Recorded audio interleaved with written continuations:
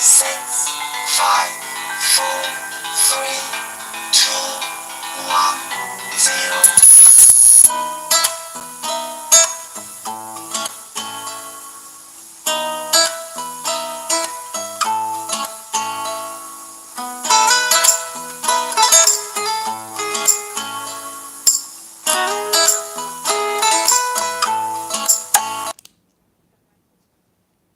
Greetings, everyone. This is me, Zara Bazilk here.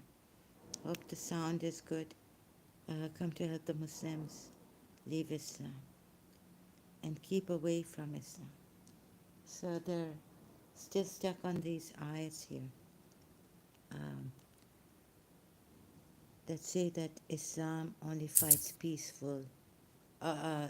defensive wars, and it's peaceful, very peaceful against the disbelievers who are peaceful. So the ayats that I missed recently in the recent live streams are from Surah Nisa. So they say to fight only those that fight you. If we had commanded them to sacrifice them, no. Um, no, sorry, did I miss the Surah Baqarah? I don't know, but okay. As maybe in Surah Baqarah also these ayats, perhaps I missed. And so it's difficult to show because I've realized it comes from a false prophet, and so he wants to look good and say Islam is good. It is very peaceful. So to bear with me as I show you how I took my research and how I did my research. So have you, O Prophet, not seen those? Wait a minute. Surah Nisa 66, if we had commanded them to sacrifice themselves or abandon their homes. No, for 75, and what is it with you? You do not fight in the cause of Allah, and for oppressed men, women, and children who cry out. Hello, Gogo, welcome. Can you hear me? Can you please help me? Is this okay, the sound? Can you hear me? Can you please help me? Is this sound okay? No hissing in the background? No disturbance? I'm trying a new sound booster and have the mic on. So hope you can hear me clearly. Low volume. Okay. Okay, without... Let me just then put off. Thank you for the help. Now the mic's off. Is this better? Please increase volume. Gogo, is this better now?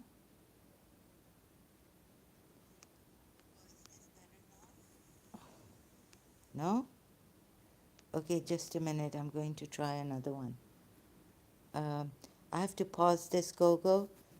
So just try another booster. It might take a few moments. Sorry about this.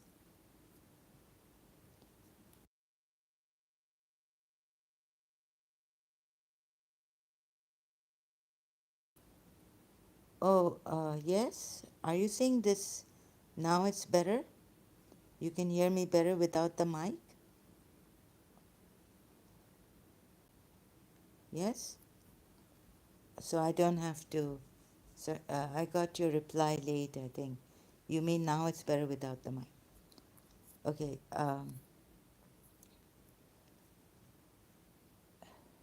Now, okay. Okay, thank you very much. Really appreciate this, Gogo. Thank you so much. So, verses like these in the Quran, why wouldn't you fight those who have driven you away? Okay, I think I'll start from Surah Baqarah now. I've done from Surah Anfal, those peaceful ones, fight them off until there is no more persecution and a religion belongs wholly to Allah. Yet if they do stop, then Allah is observant of anything they do. Yet if they do stop, so don't fight them. You know, the previous ayahs I gave you from Surah Anfal also, which say, don't fight them, or these other ayahs. If the disbelievers don't fight you, don't harm them at all. So I stopped at Surah Anfal ayah 36 or no, sorry, 39. Fight them off until there is no more persecution. But religion belongs solely to Allah. Now here we had a problem whether they have to become Muslims. What this part means that not only stopping persecution against the Muslims, but also they have to become Muslims. So I stopped here, and I'll show you if they want to become, no, if they have to, not want to, if they have to become Muslims. So then stop. Yet if they do stop, again it repeats itself that if they stop, then just Allah is observant and all this, and let's see, quite confusing right now, but maybe in the end you'll get it when I draw a conclusion again on this. So now from Surah Baqarah, it's 190, fight in the cause of Allah against those who wage war against you. So I'm showing you the position of those Muslims, even Shias and Sunnis, who say that only when war is waged against you, fight them. They believe, and they don't see that these ayahs have been abrogated later on, but you would see, right? So that's it. Some of them, they say that these ayahs were not abrogated, and it means only fight those who wage a war against you. So Surah Tawbah, as when you read them with this main ayat in Surah Baqarah, like only wage war against you. So how they explain Surah, for example, fighting those near to you, Surah Baqarah, Surah Tawbah ayat 1, 2, 3. Then they go on with the general verse here. And then they say, oh, they were fighting and they were causing this and fitna and, and they didn't offer peace. So I think I left off with Surah Baqarah 1, 2, 3, explaining also that in my previous live stream that they did not, actually they didn't offer the Muslims peace and all this, so there could be this fear of them attacking the Muslims, and for the safety of the Muslims were told to fight those living disbelievers who live near you now. And at that time, this and that, whatever their defense is, but this is the main ayat for them, which has not been, those who do not take this as abrogated now. Surah Baqarah 190. Fight against only those who wage war. Only is written in quotation marks, but it means who wage war against you. But do not exceed the limits. Allah does not love the transgressors. Like it says here, I wonder if it's like or love. Allah does not love the transgressors, maybe. It's like that. Okay, so the main part is what? Do not fight in the cause of Allah against those who wage war against you. Only against those who wage war against you. We'll see how true this ayat is.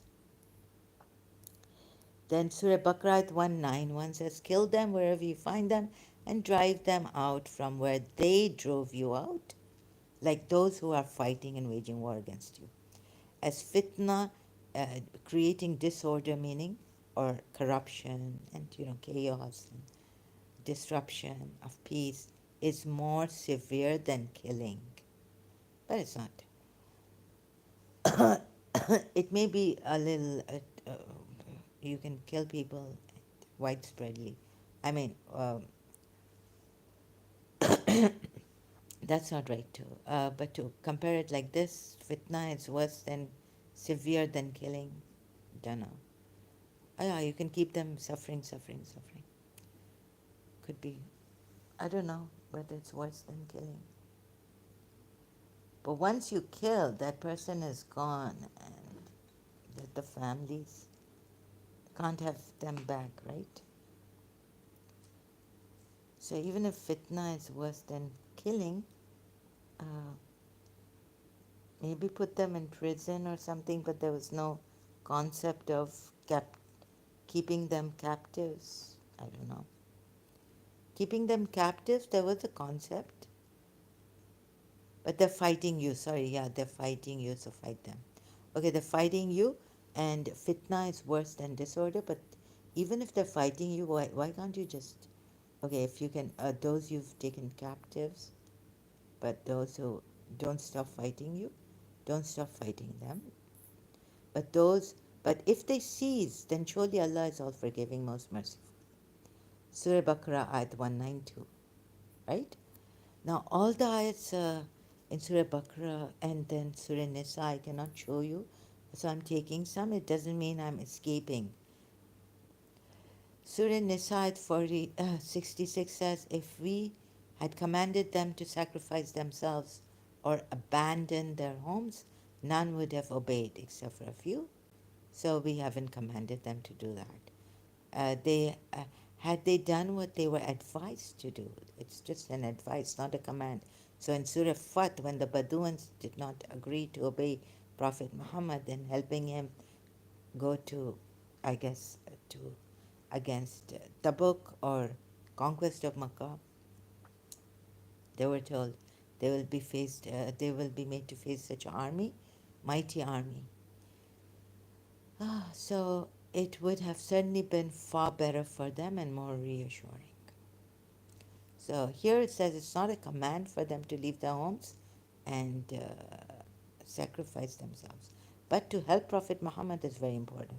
Now Surah Nisa 75 says, and what is it with you, with your, and you have to help him, you have to keep his life before your life and everything, right? That ayat in the Quran. And so Surah 4, ayat 75 says, and what is it with you? You do not fight in the cause of Allah and for oppressed men, women, and children who cry out, our Lord, deliver us from this land of oppressors. Appoint for us Savior, appoint for us a helper, all by your grace. How wonderful this ayat is. Why wouldn't you fight in the cause of Allah for the oppressed men, women, and children who cry out? Help messenger to conquer evil forces, like in Surah Fat against the Baduans who didn't obey him, to go with him and help him to conquer what? Evil forces? Or for the oppressed women? There were like in Makkah oppressed women, children, men crying out. Or even if you don't emigrate for the cause of Allah to Medina at that time, that verse, you know, kill them wherever you find them. So what's in the Battle of Uhud? So just see this one battle. I know I'm showing you one battle, but now I have to go to the battle, and actually I'm not deviating from the Quran verses. It's just that I'm showing you the folly of this. Every time there was a war against the disbelievers, were they waging a war against you? We have to see that. And why were they waging a war against you? And we also have to see if in that war you really helped, that for the cause of Allah, helping the oppressed men, women, and children who cry out. So there is in Jang-e Badr, I showed you the Shia commentary where Prophet Muhammad's Muslims of that time were attacking the caravan of Abu Sufyan and right, all that, and the Shias, this is right, because their property was confiscated and they had to flee from Makkah to Medina, leave their homes. They were exiled, forced to leave their homes. And even moreover, there's an ayat which says the Makkan polities wanted to kill Prophet Muhammad. So God saved them. But in Jang-e Badr, how Battle of Badr started, I showed you from the Shia Tafsir commentary, and now I'll show you a little bit. and both the Shia and the Sunni agree on this, that there was an attack by the Muslims on the polytheists, Makkan polytheist caravans, like Abu Sufyan's, and Abu Sufyan complained. So agreed, right? Both by Sunni and Shia tafsir. Now, when you come to battle, I'll just generally, I don't know how much is agreed here. Again, we are told how this battle started, and I gave you Abu Sufyan saying that we didn't kill Prophet Muhammad. It's here, it will be coming. From Wikipedia, I'll be reading out. So, Battle of Uhud says, um, so sometimes I have to depart from the Quran ayats now in this case, sorry. Yeah? Please bear with me and don't think I'm being unjust here by doing so. After suffering defeat at the Battle of Badr and having their caravans endlessly attacked, okay, this is how it's put here, and plundered by Muhammad's side, Shias agree that at least there was an attack on, they were, Prophet, on the caravans of the Quraysh, right, or Abu Sufyan's caravan. And they say it's not wrong. It doesn't seem like they say it's wrong. No way, right? So the Quraysh finally saw the necessity to take strong measures. Whoever's written this, thank you very much for writing it like this. Their chief, Abu Sufyan, then set out for Medina with 3,000 troops to confront Muhammad, were the children crying. Surah Nisa. So I just want to show you the folly at times of these Quran ayats, right? So I caught him like this. You see, whenever Muhammad wanted, he would use Allah and make himself like even look at times better than Allah. Like in the case of Zaid, adoption. He practiced the pagan Arab custom, and then he said, oh, you know what? Allah has sent a ayat, wahi has come, not to do this practice, as none are your sons and all this. And Muhammad is not the son of any of your men, or father of any of your men. So he was a very keen insight. He had a very keen foresight also. Like, later on he'll make Ali and his daughter, and then the imams will come after that, guides for you. And so, and they get the spoils of war, but Zed doesn't get any spoils of war, I guess.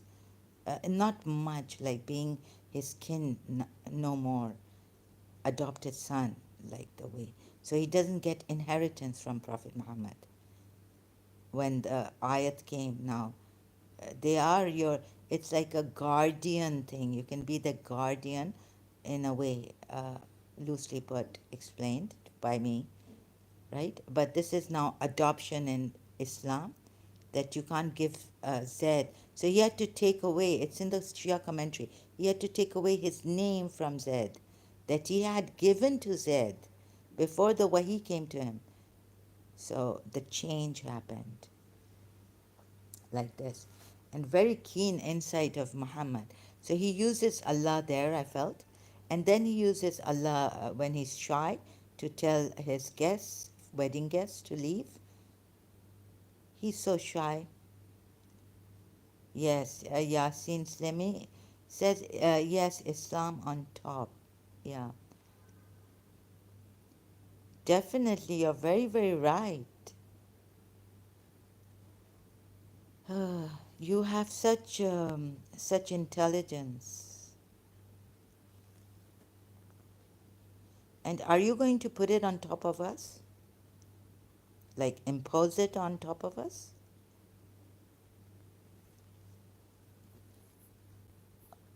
Okay. And pile us on top, evil people on top of each other.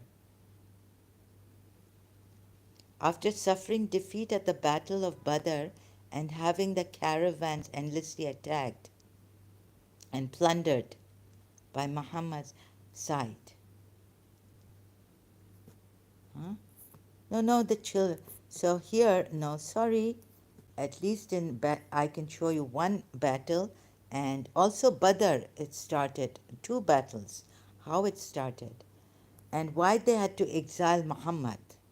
I agree that they had to exile Muhammad because he was against their gods, their false gods. You see how many verses against the polytheists, right? So he was giving them trouble against their religion.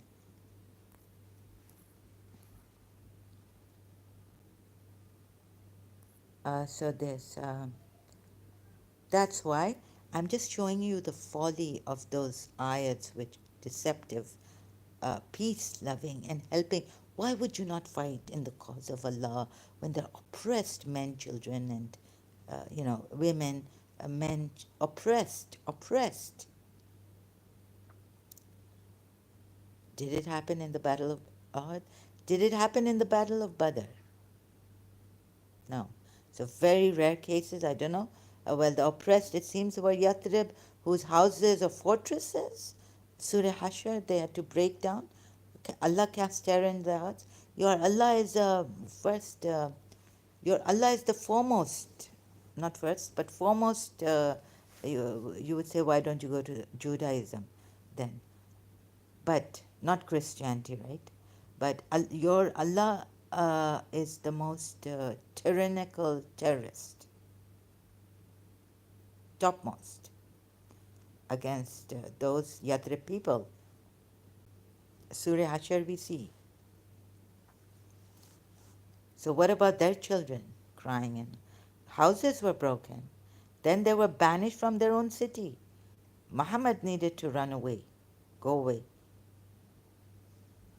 if he's oppressed there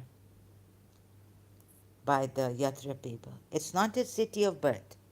Okay? So, like this, I had to come. And there was another thing I said in my previous live stream that Abu Sufyan said, I think, we did not kill Muhammad. You know, they could have killed Prophet Muhammad here. Why don't you talk with Muslim Lantern? Do you even know him? No, I don't know him. And I cannot talk to any Muslim Lantern. Sorry, right? Because you're not willing to. Can I talk to Muhammad Ahmed? Can I have a discussion with Ahmed Nadir Ahmed? You're not willing to accept the errors, scientific errors. You're not willing to accept there are contradictions in the Quran. Is he willing, the Muslim Lantern, to see what I show him here? Why don't you call Muslim Lantern here? Is he willing to even admit that there are? Muslim Lantern is very respectful, watch his videos. No, I don't respectful and all this, but it would not help in the truth to be respectful. Am I being disrespectful? But will he, no, this is not the point. I asked you, why don't you answer me? This is not, being dishonest and being disrespectful are two things. What if I'm disrespectful but honest? Huh? What would you prefer? Me to be disrespectful but honest? I never said that. Okay. But would you prefer me to be honest? I would prefer a person to slap me, slap me if I'm wrong. But be honest, be fair, just. We used to say, when I was a believer, when I was a Shia, sorry, not a believer yet, because that's for God to decide. He is honest too. Just watch his. No, I don't need to just watch his videos. I've gone far beyond. I know he's dishonest. He's prejudiced and biased and indoctrinated. I've seen the Quran ayats, contradictions, crookedness. What else do you want me to show you? Ask him kindly to come here and see. You don't even know him. I know he's a Muslim and he defends Islam, a false religion. This much I know. So please now, Yasin Silmi, I'm on the topic. Don't deviate, don't distract me from my topic here. And ask me to, order me to go there, and he's honest and he's polite. Now give the contradictions errors to him. Ask him to come here. I'm not going to his live streams. This is my style, okay? Okay, good. Thank you. And no debate here on this topic. And please don't distract me.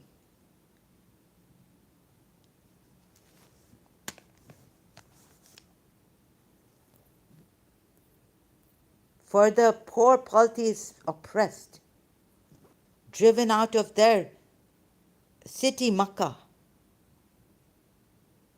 For the Yathrib Jews, I am doing this honest, just on justice, showing you the folly of those Quran ayahs which say, be peaceful to the disbelievers if they are peaceful with you.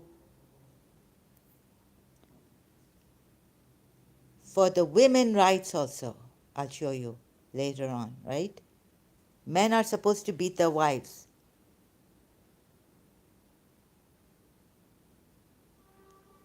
Just so you know, okay, now your arguments are getting debunked by teenagers on TikTok. I really, which teenagers? Dishonesty. It's very sad to see what these teenagers are up to, what dishonesty they're up to, what injustice they're up to.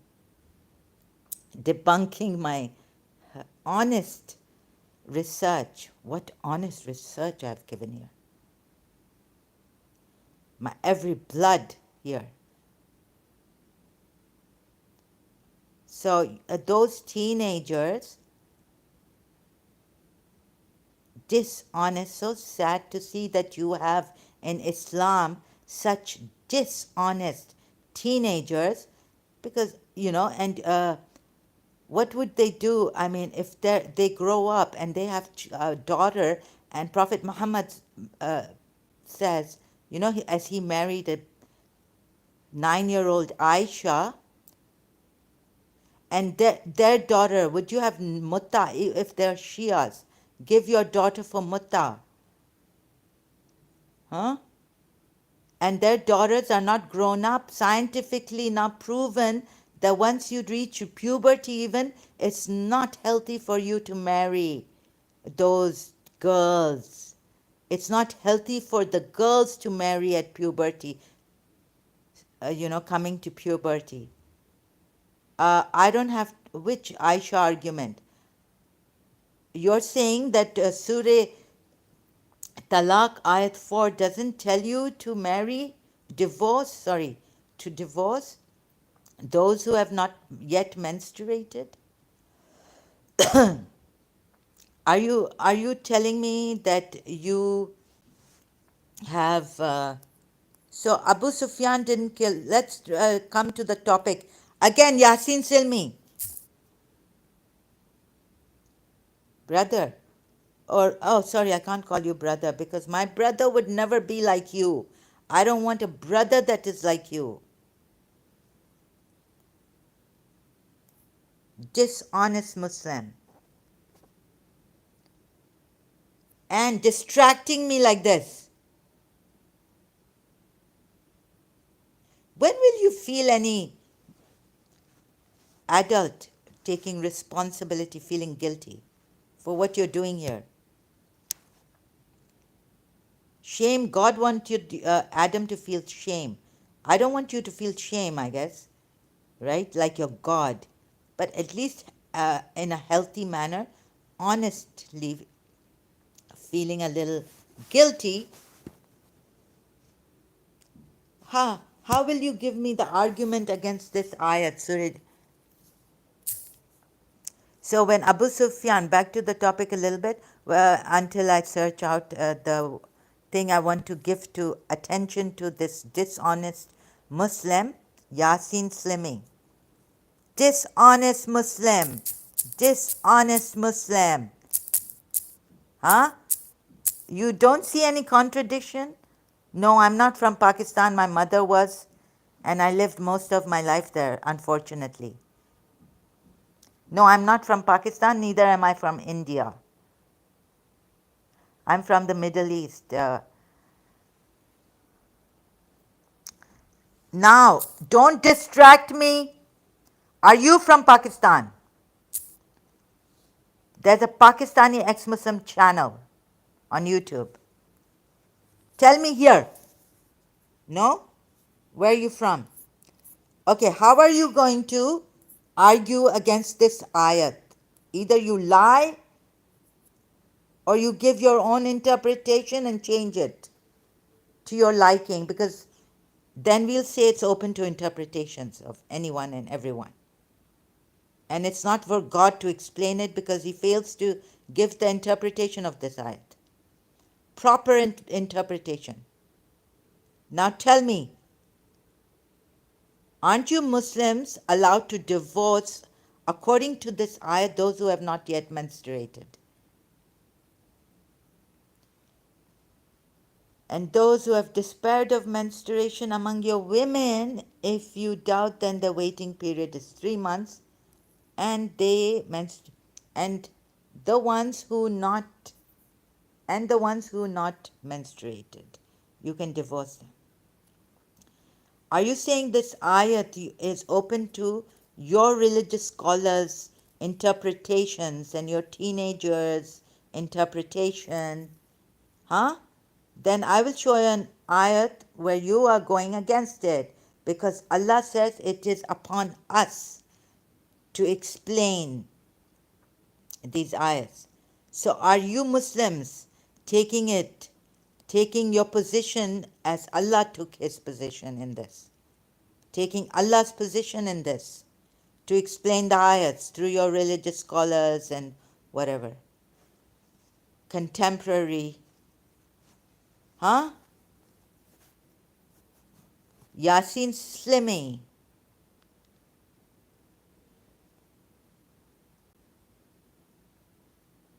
Divorcing those who have not yet menstruated. What are they?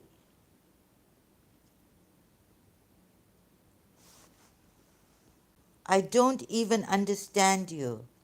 Because being dishonest and brainwashed and indoctrinated, how can you ever understand me? An honest, sincere ex-Muslim.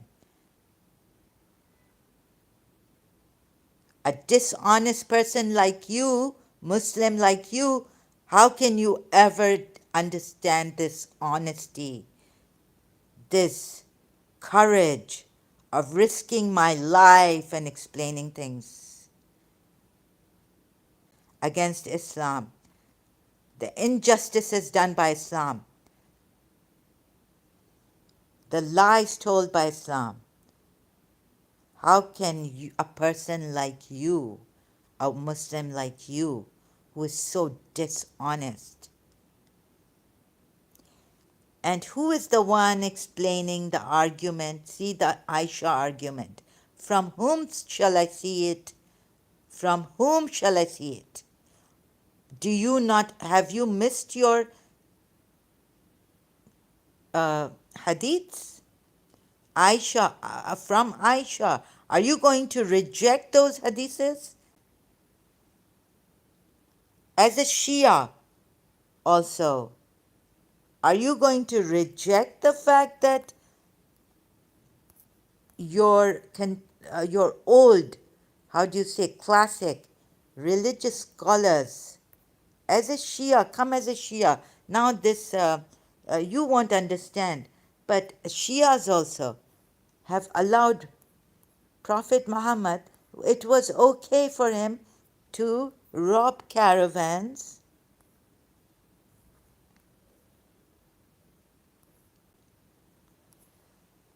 A Muslim army worried, it was okay for him to rob caravans. Under Surah Anfal Ayat 5, it says that the Holy Prophet learned that a caravan of the Quraysh laden with merchandise under Abu Sufyan was coming from Syria. Abu Sufyan sent a message to Abu Jahl that the Muslims were planning to attack his caravan in order to seize the merchandise he was bringing from Syria. The Holy Prophet, as guided by Allah, decided to leave the caravan. They were attacking. He was there too. So he left that caravan. It was him attacking the caravan. Shia Muslims are saying, okay, it's right, not wrong for him to do this. Because Muslims at one time in Makkah were exiled, and their property and wealth were confiscated, and they had to flee from Makkah, polytheist Makkah.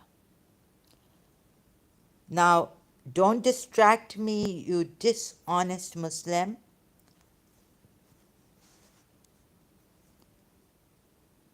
Have some integrity, dignity. I thought this was Islam. Islam was supposed to give you that.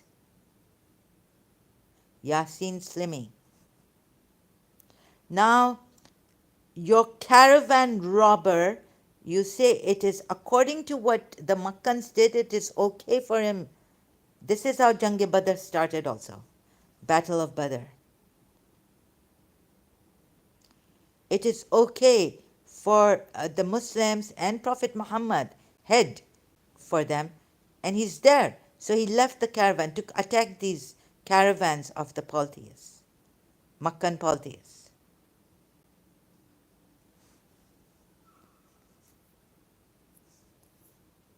His Allah can't find another proper way to get your rights back by the Makkan polytheists. You got it back in the end, we are told in Surah Tawbah, conquest of Makkah.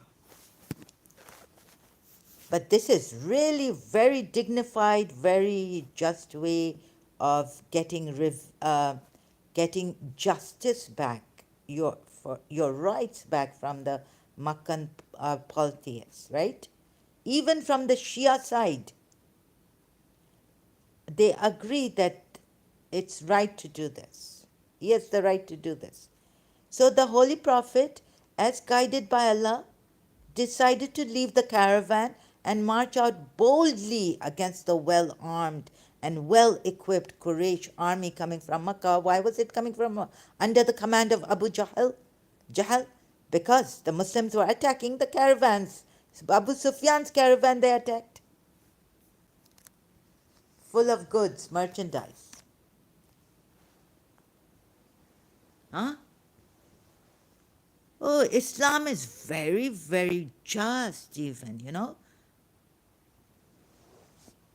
Allah found a solution for your rights, how to get them back by the polytheists of Makkah, from the polytheists of Makkah. How to get them back? By raiding their caravans all the time.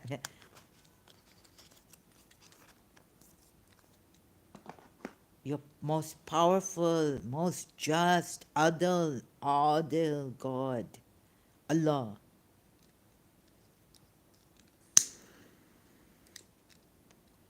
And so here too, this is how Jang-e Badr, Battle of Badr started.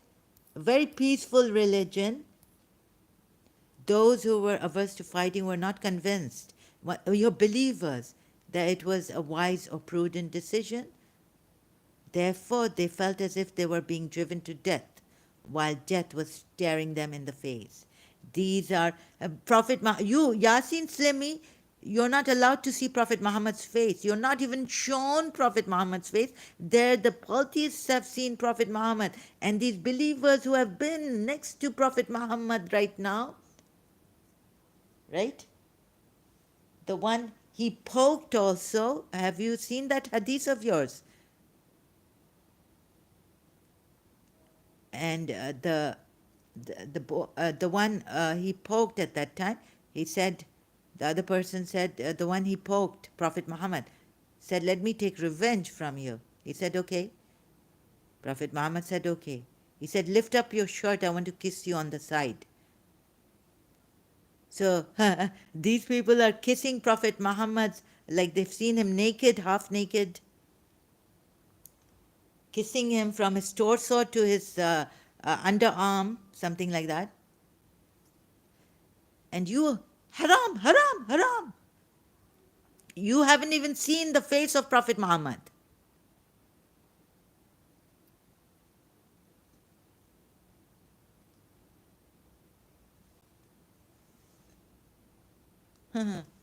And these believers, they're there with Prophet Muhammad, your Rasulullah. And they're against him on this. Do not fight the polytheists. Some of them, believers with Prophet Muhammad, against Prophet Muhammad's decision and Allah's decision. Bringing Allah again, Prophet Muhammad.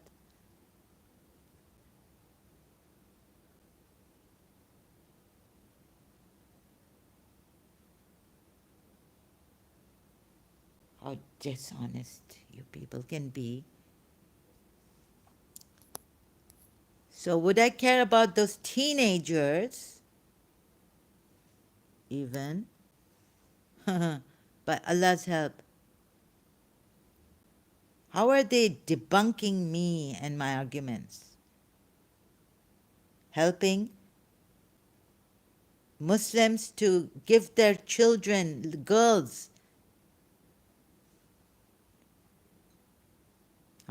for marriage, damaging their lives, their health.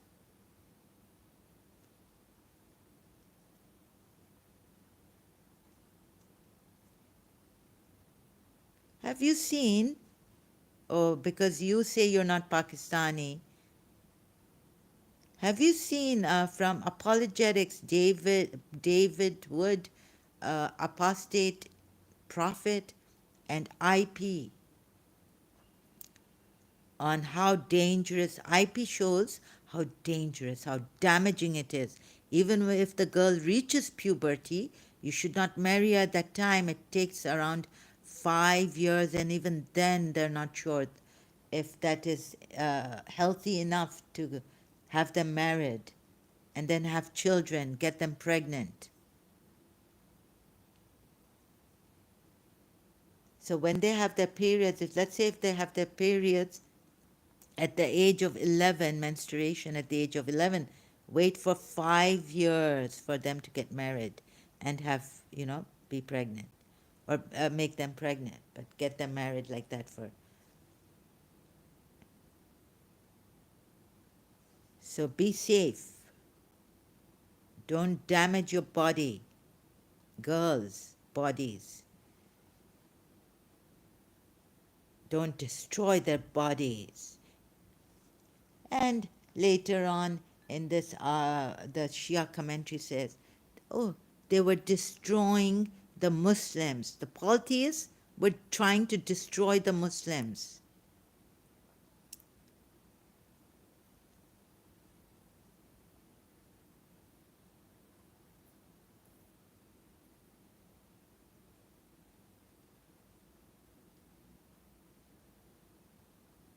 Where is it? 11. The polytheists were trying to destroy the Muslims.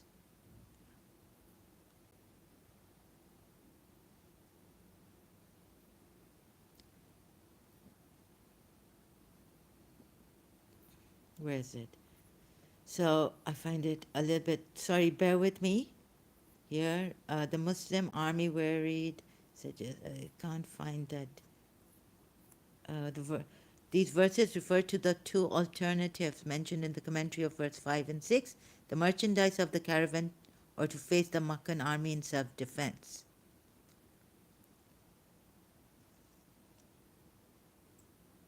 Self-defense? What about mischief makers on land? This is the way to take your rights back from the polytheists, your properties and your wealth back, by attacking their caravans all the time? Or even, it's not once. This for sure. Attacking the caravan. So Abu Sufyan complained to Abu Jahl. I think he got fed up of Muhammad attacking his merchandise caravans coming from Syria, or, just carrying goods coming from wherever. And you're saying it's for self-defense. Shias even. Under Surah Anfal, ayat 7. And when Allah promised you one of the two parties that it shall be yours, and you love that the one not armed should be yours, believers, but Allah desired to manifest the truth of what was true by His words, and to cut off the root of the unbelievers. This is your Shia commentary says. Even some of the companions desired to capture the caravan with merchandise, what Muhammad had made them do. Earlier on, we see in the Shia commentary. And now, how has it turned? That no, Allah wants you. Now, these believers were put in the habit of attacking the merchandise, and that was not wrong. Prophet Muhammad was there too. But he left that caravan and said, now we're going to attack. Allah has told us, oh Muslims, believers with me, now we're going to attack the one armed caravan, and we're going to fight in self-defense. We're going to fight in self-defense. Now leave. So can you blame the believers here again? Like Allah has been doing in Surah Nur ayats. Against the believers. So can you blame, if you put them in the habit of seizing the merchandise he was bringing from Syria? Muslims are planning to attack his caravan in order to seize the merchandise he was bringing from Syria. The Holy Prophet, as guided by Allah, decided to leave the caravan, not his home, but leave that Abu Sufyan's caravan that they were about to attack, unarmed, and march out boldly against the well-armed and well-equipped Quraysh army coming from Makkah under the command of Abu Jahl in order to destroy the Muslims in Medina. Oh, no, not in order to destroy them. Put the proper words here. Speak proper words. Ayat, Quran ayat. Speak proper words. Not respectful, but please give the right picture here. On one hand, you're saying that Abu Sufyan sent a message that the Muslims were planning to attack his caravan in order to seize the merchandise he was bringing from Syria. Unarmed, just having merchandise, goods. The Holy Prophet, as guided by Allah, you should say now guided by Allah, or what? Before, who was he guided by? That he was allowing the Muslims to attack the caravan. They were just waiting to attack the caravan, to seize the merchandise he was bringing from Syria. And the Holy Prophet now leaves the caravan, decides to leave as guided by Allah. Now he decides, put now, and marches out boldly against the well-armed. Abu Jahl now has to bring the army. They've had enough, perhaps. But, he's stealing their caravan merchandise also, with the caravan perhaps, or attacking the caravan and taking the merchandise, saying it's spoils of war, we are at war with the Meccan politics. They exiled us, they confiscated our wealth, our properties we left behind. They made us leave Makkah. And they tried to kill the Prophet, but they failed. Decided to leave the caravan, march out boldly against the well-armed and well-equipped Quraysh army coming from Makkah under the command of Abu Jahl in order to destroy the Muslims in Medina. Even though some of the very close companions opposed this policy of, I don't know, there was a party which was not wholeheartedly opposed, submissive to the divine order.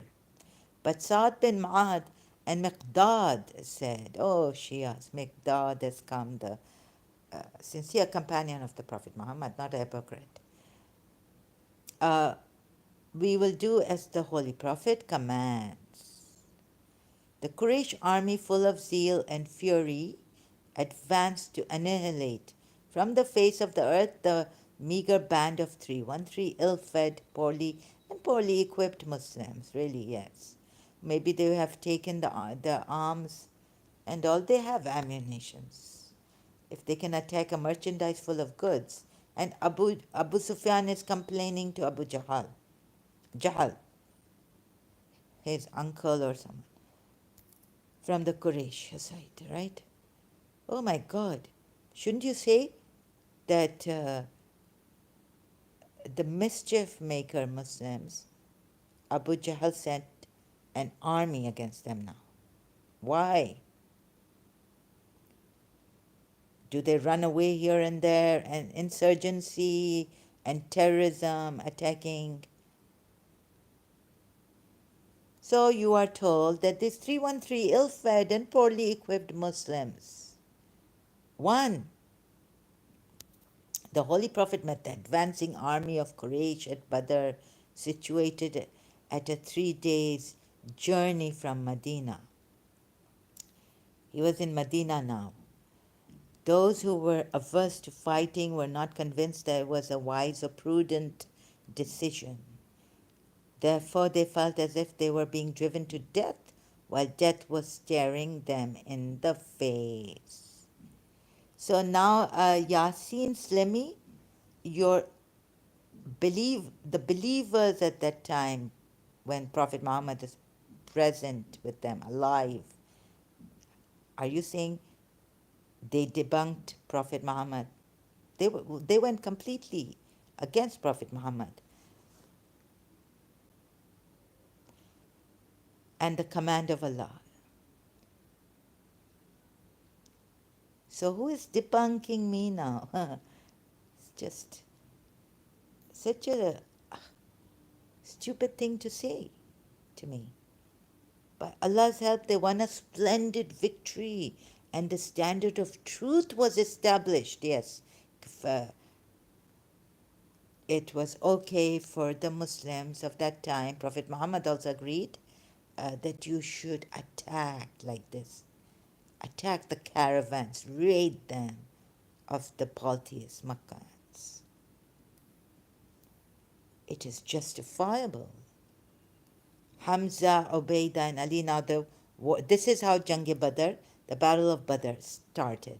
In addition to the decision the Holy Prophet took not to attack the caravan and take possession of the rich booty, but to fight against the Quraysh army. In addition to the decision that now Allah has given him, he took the decision that Allah has now sent him, given to him. The Holy Prophet took not to attack the caravan that was unarmed, held merchandise, and take possession of the rich booty. And it is justifiable, for even the Shias are saying, your classical religious commentary by your religious scholars. I don't know what the contemporary ones would say in their commentary on this. But to fight against the Quraysh army. Now, can you see something funny here? That now the believers are being, just a few ayats later on, that no, believers still want that, oh, they don't want Muhammad. Oh, we're told believers don't want Muhammad now to fight and get the armed caravan or get the armed army, but they still want, they're still sticking to their what Prophet Muhammad had told them before the decision of Allah came and changed. Can you blame the believers who went against Prophet Muhammad and his decision? Was saying no, disagreeing, disputing with him. Oh my God. So, do you understand or you don't understand? Yasin Slimi. Then for such dishonest who don't understand me, will never understand. What do they say? What does the Quran ayah say? Blind, deaf, dumb they are. And your heart is closed. Right?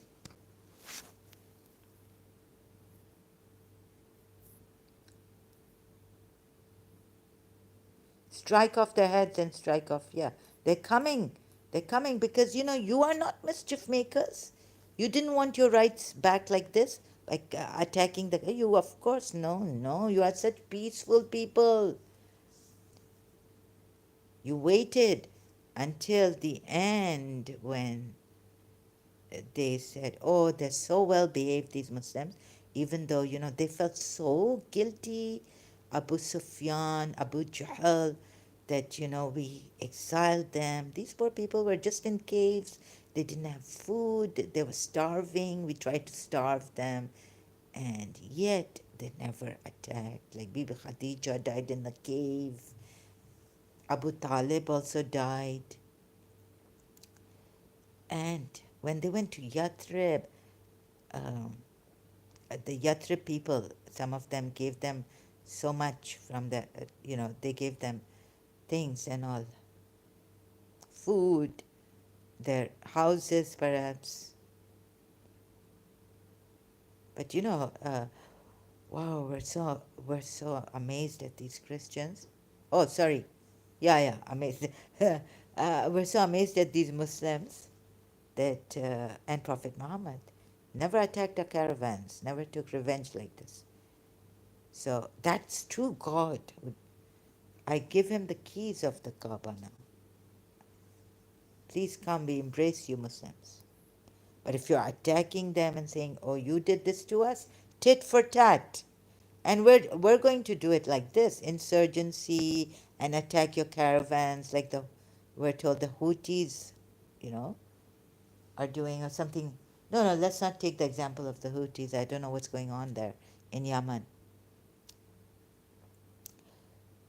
But this disbelief. So where was that ayah that the believers wanted the and he caused only gave it as a good news. When you sought aid from your Lord, so he answered you. And Allah promised you one of the two parties that it shall be yours. Seventh ayat of Surah Anfal. And you loved it's telling the believers that they loved that the one not armed should be yours. But before Allah and the Prophet agreed that the one armed should be yours. And now it's making it seem like the Abu Jahl, Palti's army is coming again to destroy the Muslims for no rhyme or reason, but just that they said, we believe in Allah. They never even took revenge. They never raided their caravans full of goods.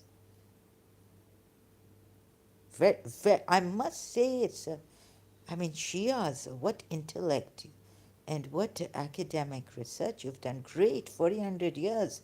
Imam Ali and the rest of the Imams have given you wonderful, wonderful research. And what logic! Can you see it all falls into place, flowing properly, logically flowing. Yeah. Understand, so well. Like my logic, my intellect is not retarded anymore. I'm so brainwashed.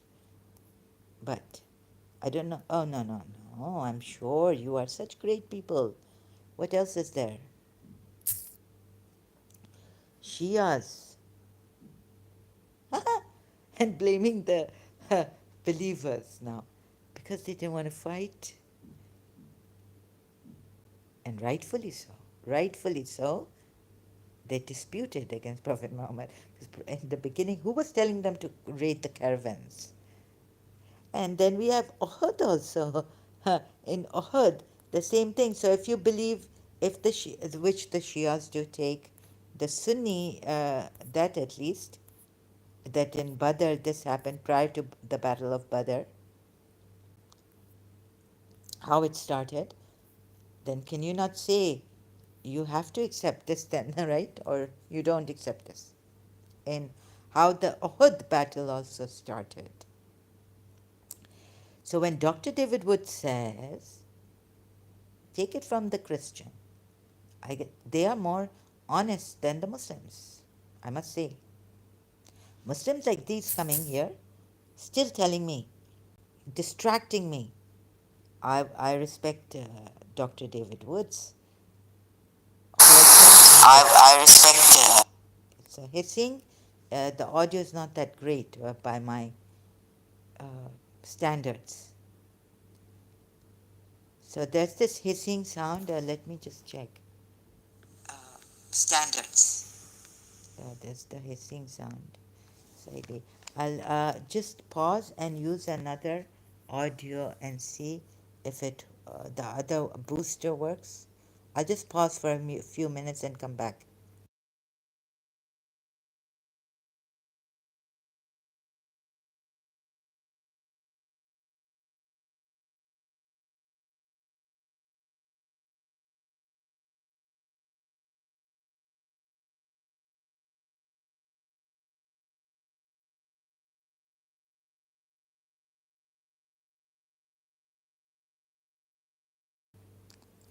Okay, let me see if there's hissing in this.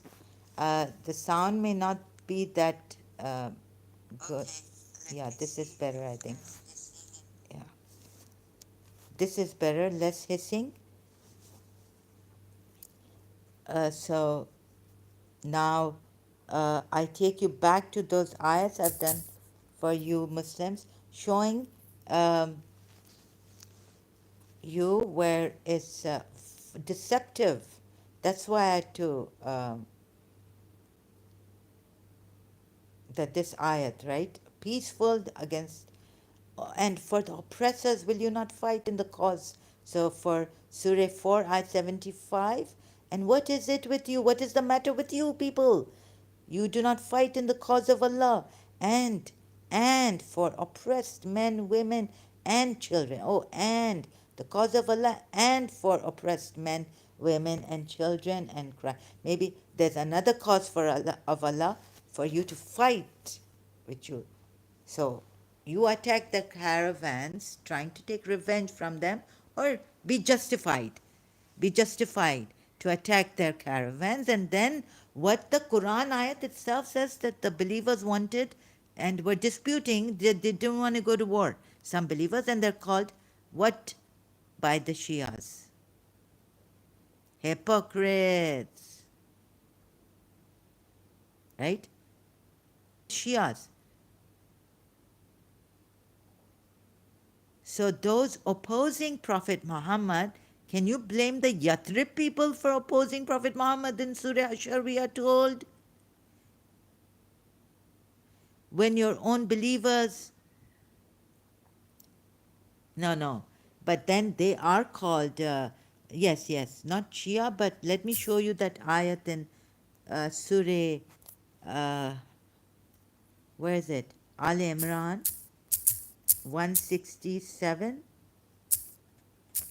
Allah wanted to 167. Allah wanted to test these believers, who are the true believers and who are the hypocrites. The hypocrites would say, we don't know where, we don't know how to fight, we don't know this.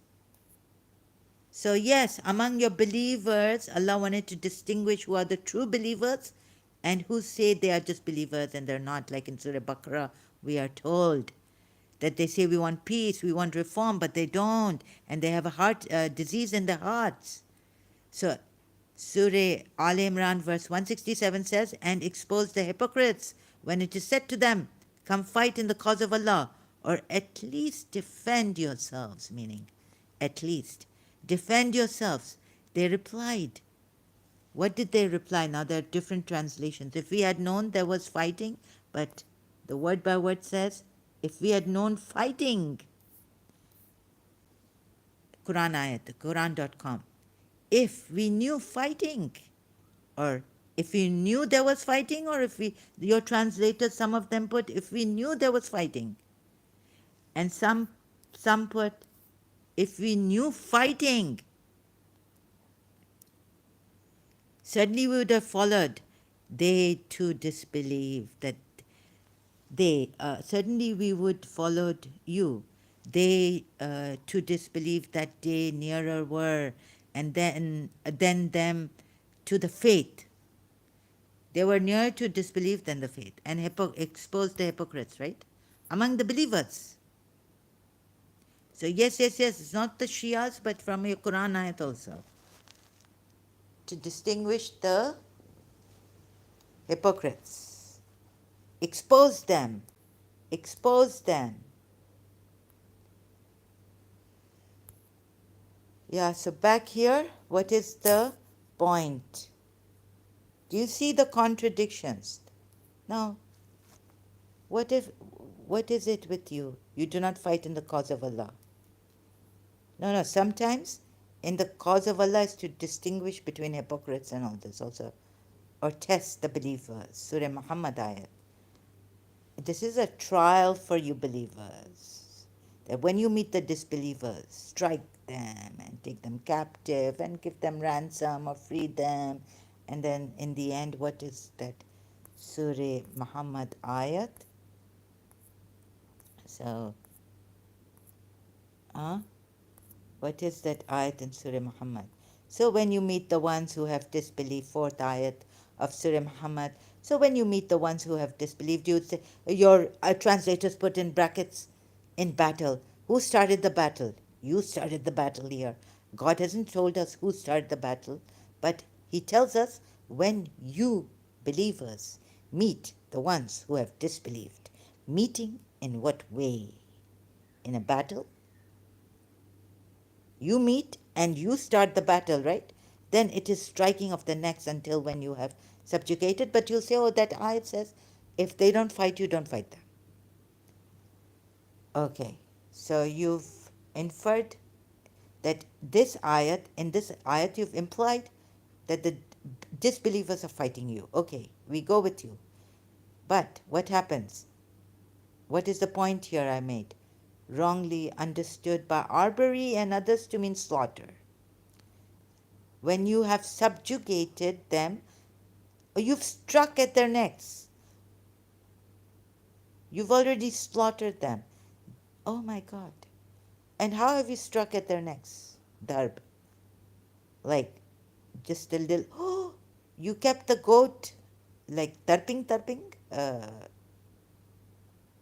You struck with a sword at their necks or with a baton or what? Huh? And then you're told it's not slaughter. So aren't you told fitna is worse than killing? Oh, so you've injured them on their necks by striking, and then uphold the bonds, yani take them captives and bind them tightly, like by say, right? It says, or does okay, take them captives or bind them tightly. Oh, like tie them.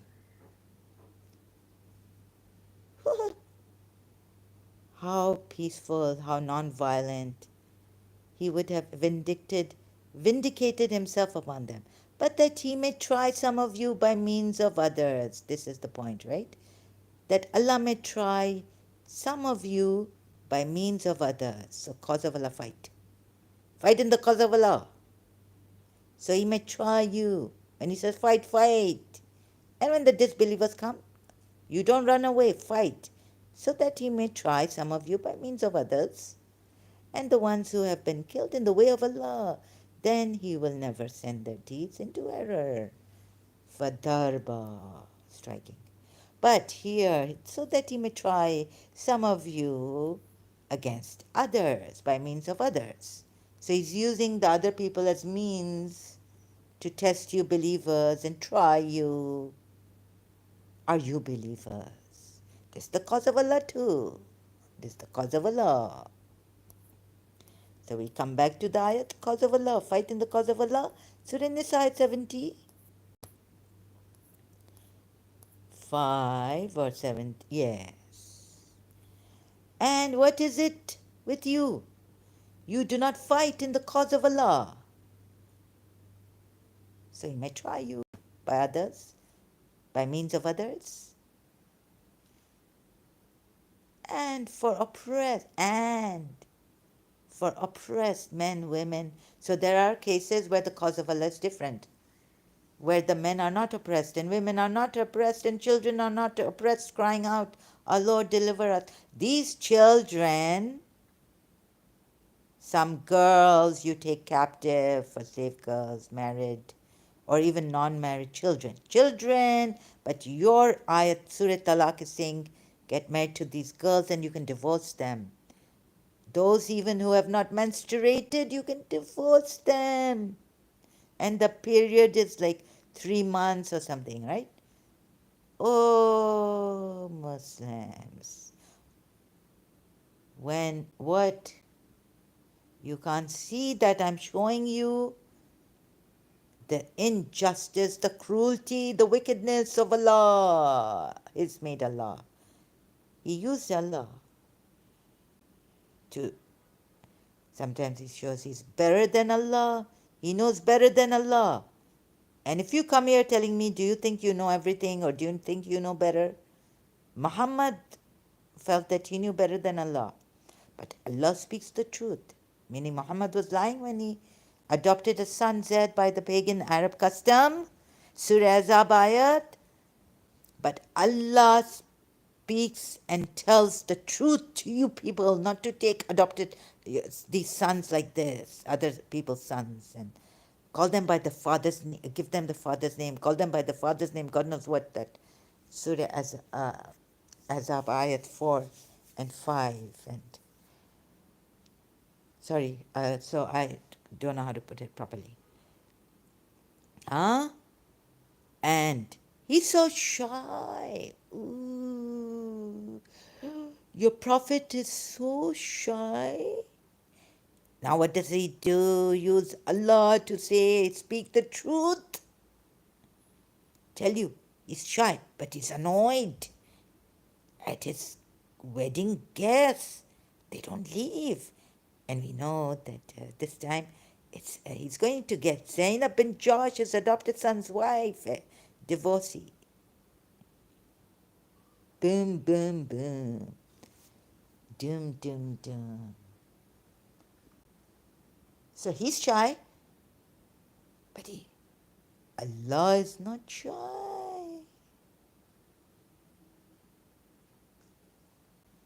Right? To tell you, come and eat and then leave. Just eat. You are just invited to come and eat, fill your stomachs and leave. Don't linger around having conversations with him. It is the night. Tonight is the night, Zed. Who were you with in the moonlight? Zed's ex-wife will be bombarded by Prophet Muhammad. But he's shy to tell you to leave. His wedding guests.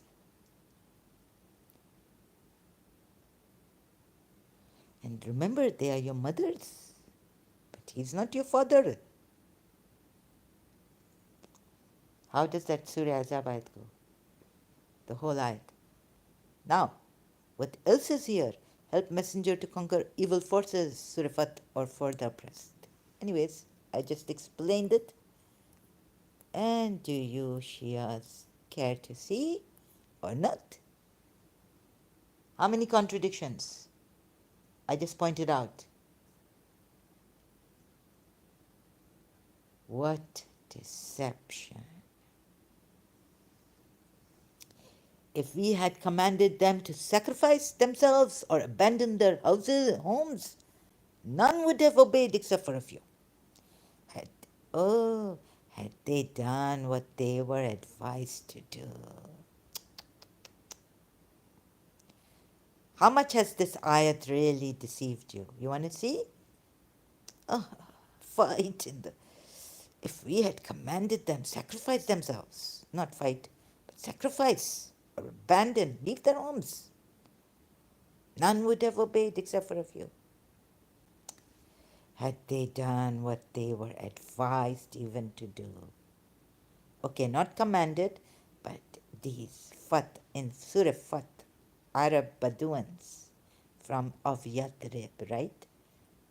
It would have certainly been far better for them and more reassuring, or even the believers who disputed with Prophet Muhammad fighting the Quraysh army.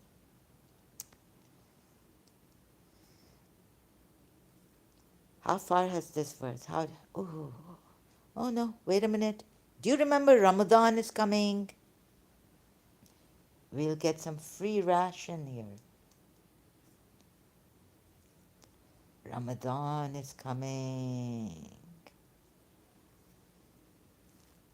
Had they done what they were even advised to do now? Oh, okay, God removes the command, but now what you are advised to do by Prophet Muhammad and Allah and the Messenger of Allah. It would have certainly been far better for them and more reassuring. But when some believers came and told them, told Prophet Muhammad, we're confessing that we're deceiving ourselves. Nights of fasting, we go into our women. Right? That ayat, you remember what the number and what the Surah Baqarah ayat? What number? Oh, we changed it. Now you can go during the preceding nights to your women. Into your women, you can go. How Allah put it? No. Except for a few. Ahl al-Bayt were able to not go into their women, but the Sahabas, believers, some of them, deceiving themselves, Allah changed the rule for them, the law.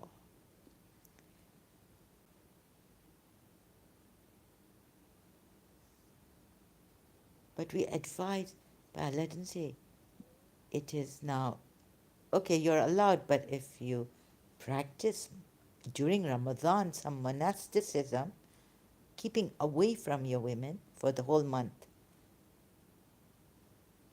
not only the daytime fasting time, but the nighttime too, which was allowed, which you were not allowed, like in the nighttime to do, is to go into your women, right?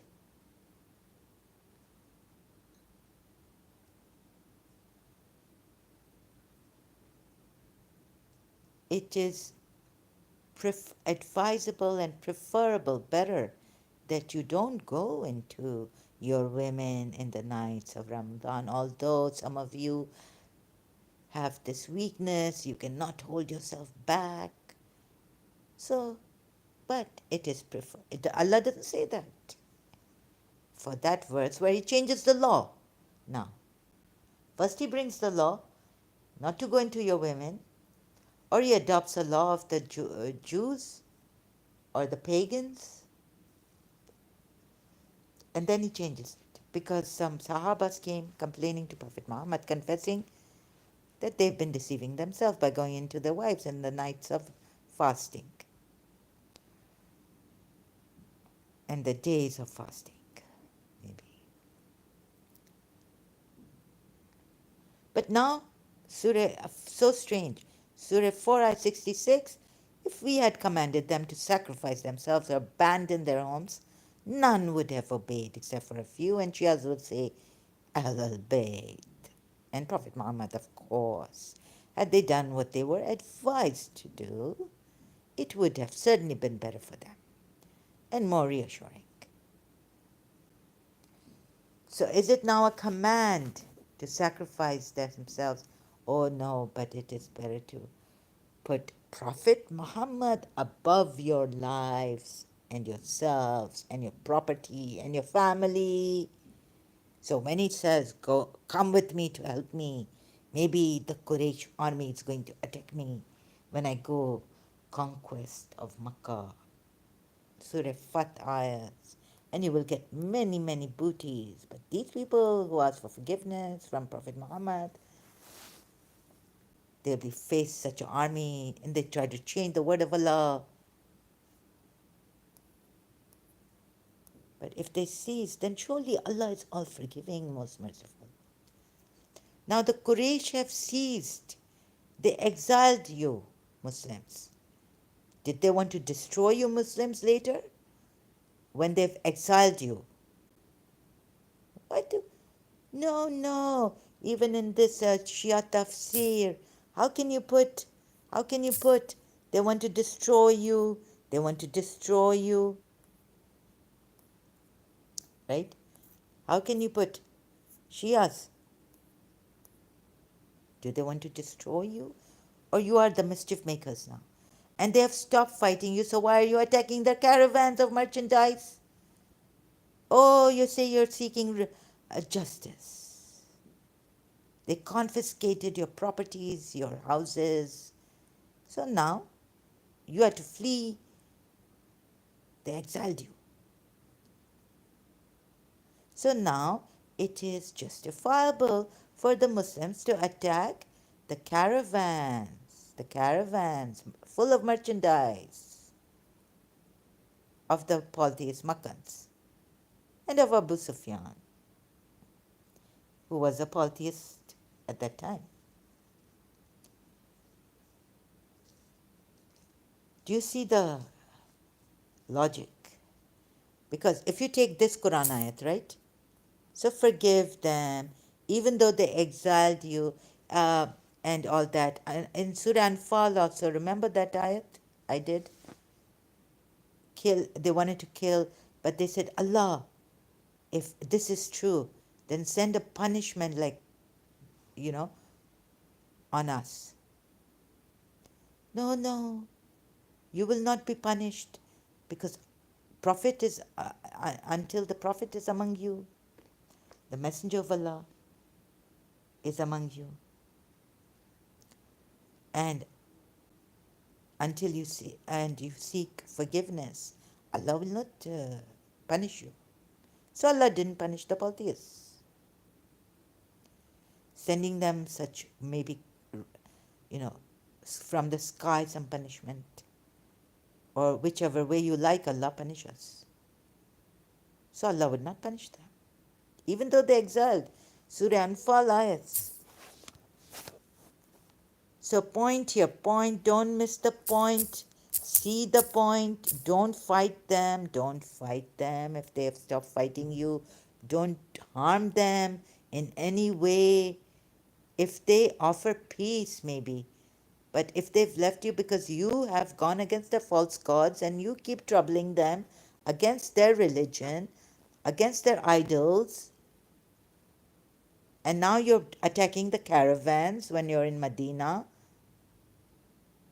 seeking revenge, or in the name of, you say, I'm seeking justice. But the Quran ayat say, don't forgive them. It says here, even if they, what? But if they see, oh, if they stop, then surely Allah is all forgiving, most merciful. So they've stopped now.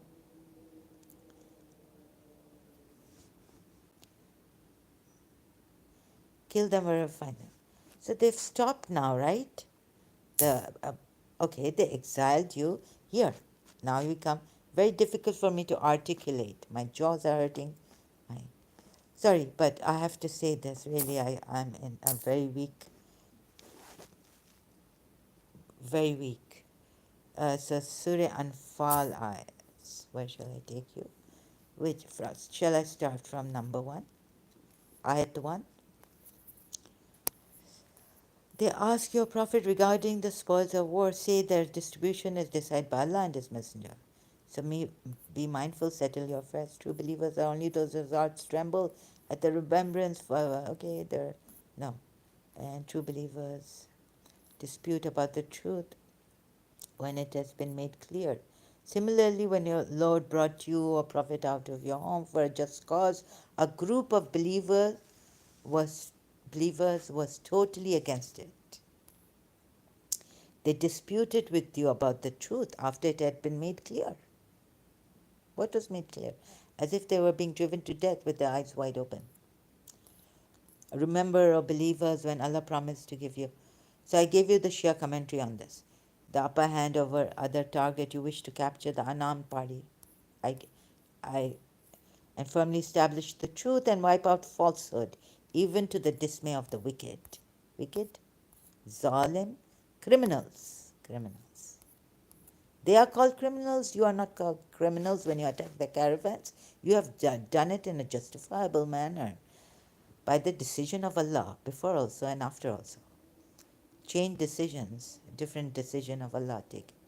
When you cried out to your Lord for help, He answered you, and then He brought this rain on you, drowsiness overcame you or something.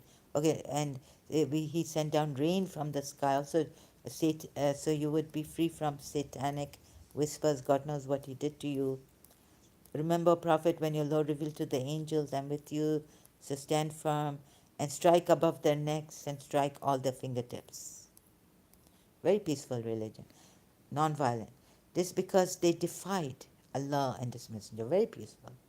And whoever defies Allah and His Messenger, then know that Allah is surely severe in punishment in this world and the hereafter, right? And that means worldly punishment is yours, so taste it. Then the disbelievers will suffer the torment of the fire. So in this life and the next. Oh believers, when you face the disbelievers in battle, never turn your backs to them. And whoever does so on such an occasion, unless it is a maneuver or to join their own troops, will earn the displeasure of Allah. And hell is a home for them. What an evil destination. And if not believers kill them, it was not you believers who killed them, but it was Allah who did so. Nor was it you who, O Prophet, who threw a handful of dust, a handful of sand at the disbelievers. It was Allah who did so, rendering the believers a great favor. What happened to Allah in Uhud?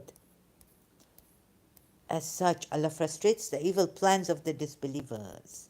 But you have your own reasoning in Uhud. Those were the hypocrites who failed.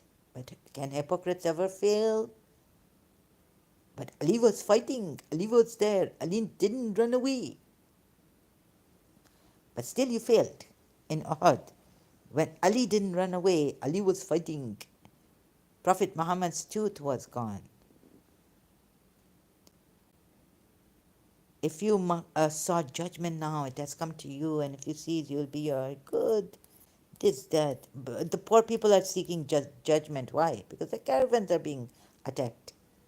O believers, obey Allah and His Messenger, and do not turn away from while you hear His call.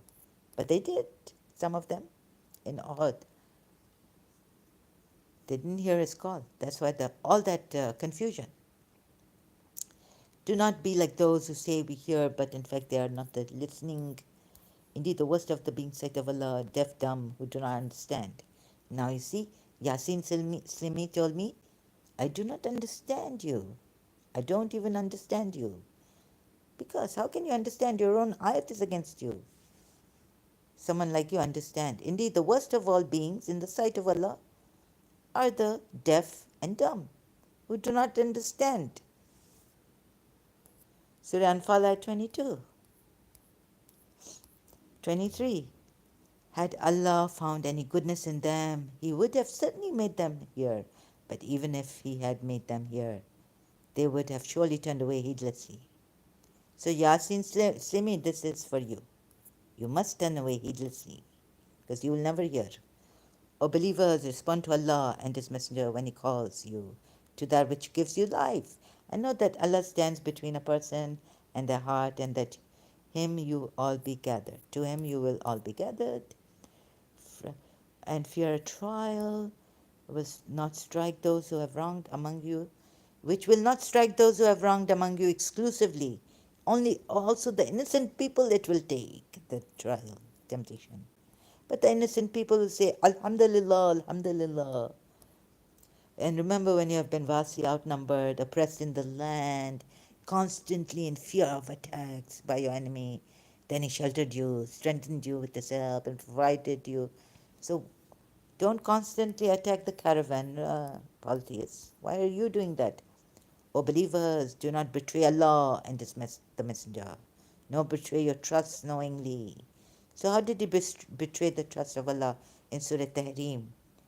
Knowingly or unknowingly, or should the wahi come on him? Shouldn't he be God conscious and not betray the trust of Allah by prohibiting what Allah has made lawful for him?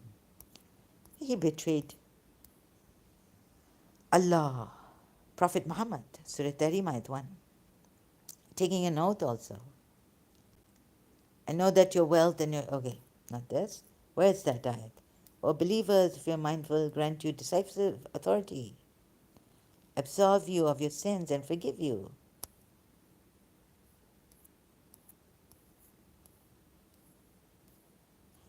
Oh, here it is 30. 30, 30, 30. American, English, however, try to be British, give a British accent. And remember, O Prophet, when the disbelievers conspired to capture, kill, or exile you. They planned, but Allah also planned, and Allah is the best of makirin.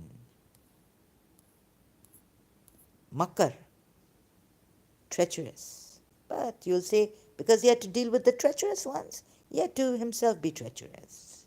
Like if I become treacherous here and throw back your treachery, like against Yasin Slimi, would you say that I'm the treacherous?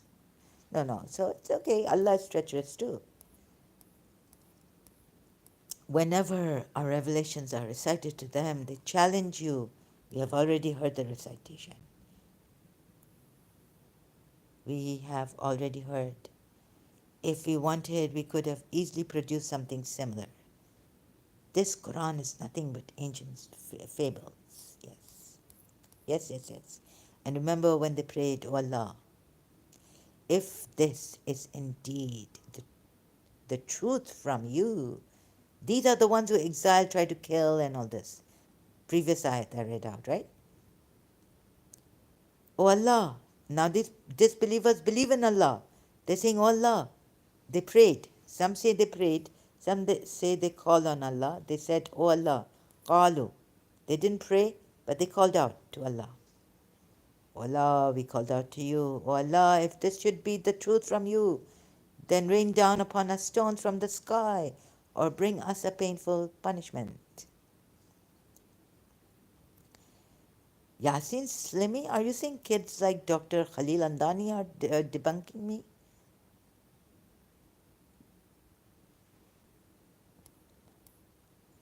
And on TikTok, huh? And as they said, oh Allah, in case this is the truth, if you are still here, I don't know, maybe it's gone. The truth from your providence, teenagers, like, no, Dr. Khalil Andani, he is an adult, married, Ismaili, Agha. Yes, he's making great videos, great presentations.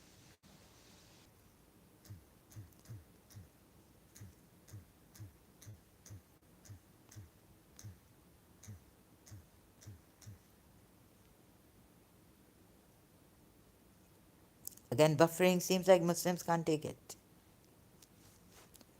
And as they said, oh Allah, oh, these disbelievers believe in Allah.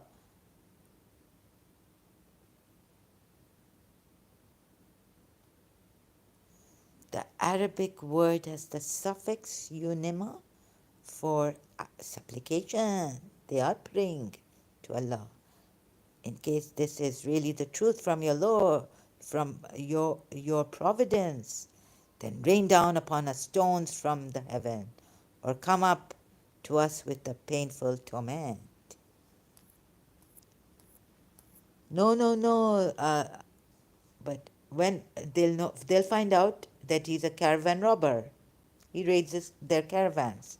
But Allah would never punish them while you, O Prophet, were in their midst.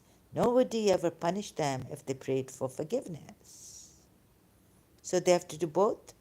Okay. So they didn't pray for forgiveness. Why? Because first of all, they prayed to Allah alone to see if He's the true guide also, right? Prophet Muhammad. No, no, you've raided their caravans, and then you say it's justified. Then you say they were trying to destroy the Muslims. Shia tafsir, even like this. And why should Allah not punish them? Okay, now it comes. While they hinder pilgrims from the sacred mosque. Yes, why shouldn't Allah punish them? So where's the rain of stones? Claiming to be its rightful guardians. None has the right to guardianship except those of Allah, mindful. But most pagans do not know. Pagans? But most of them do not know. Right? And in no way is there prayer at the home. Anything except, no, they used to go around at least. The 7 circumambulation was taught by them to you, Muslims. Why 7 times? Oh, there's 7 heavens? Oh, you say, okay, there's an ayat which says 7 earths. 7, are there 7 earths? And 7 heavens. 7 layers of earth and 7 heavens. So, no, the polytheists don't say that Zahra. Polytheists did not teach them to circumambulate the Kaaba 7 times. It says there are 7 heavens and 7 earths, layers of earth. Let us see if I'm right or wrong. How precise am I? To remember 7 heavens and 7 earths. Quran ayat. Do I sound depressed? No. I sound very funny. Ibn Abbas, once asked about the verse. It is Allah who created 7 heavens and of the earth. Okay, 7 heavens. And like them the earth. But maybe, open to heavens, power 7. It is Allah who has created 7 heavens and of the earth like thereof. 7, i.e. 7. So there are 7 earths. So 7 times circumambulate. Okay, I leave that. I was wrong. They did not copy pagans. What else is there? But if they cease, then surely Allah is all forgiving, most merciful. But it is justified. The Shias even say it has been reconfirmed to attack the caravans, even if they cease. Here it only says cease. Then surely Allah is all forgiving, most merciful. Cease from fighting you. Not asking for forgiveness from you, just ceasing from fighting you, waging war against you. But you see, these things like made me leave Islam. And as I went through the ayahs, I could see that, wow, thank God, I was right. Connection coming back online. There's some network problem here. So now, how many hours have gone by?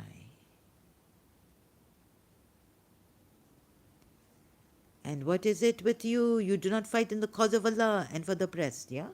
I did this. And the last one is Surah 4, ayat 77. Have you, O Prophet, not seen those who had been told, do not fight? Rather establish prayer and pay alms tax. Then once the order came to fight, a group of them feared those hostile, in quotation marks, people, quotation mark closed, people as Allah should be feared, or even more. They said, Our Lord, why have you ordered us to fight? Can we not keep saying peace, peace, peace? We just establish prayer, pay alms, but no jihad. Say, O Prophet, the enjoyment of this world is so little, whereas the hereafter is far better. No, would you not fight for justice, for those children who are crying out when one is oppressed? When you see an oppressed human, then you go there. He's being beaten physically, non-stop. Or if they come for war against you, yes, I've already told them that, Sarah, then fight. No, the answer given that this life is an enjoyment for temporary enjoyment. And say, O Prophet, the enjoyment of this world is so little, and death is to come. Next ayat. Whereas the hereafter is far better. Yes, this is how Allah wants to tell these who question, why fight? And none of you will be wrong. But He has also told them here, earlier on, you will say, and what is it with you? You do not fight in the cause of Allah. Well, good, okay.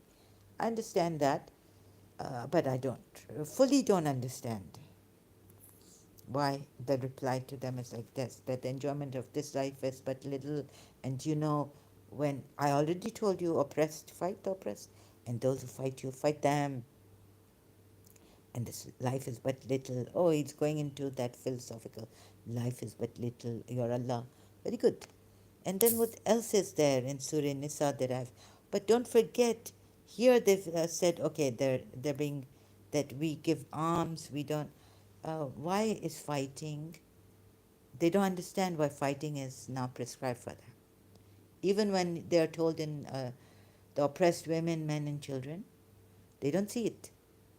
These are blind, deaf and dumb. Very, yeah. So God has to come down to their level and say this. Okay, what else is there that I don't have complete?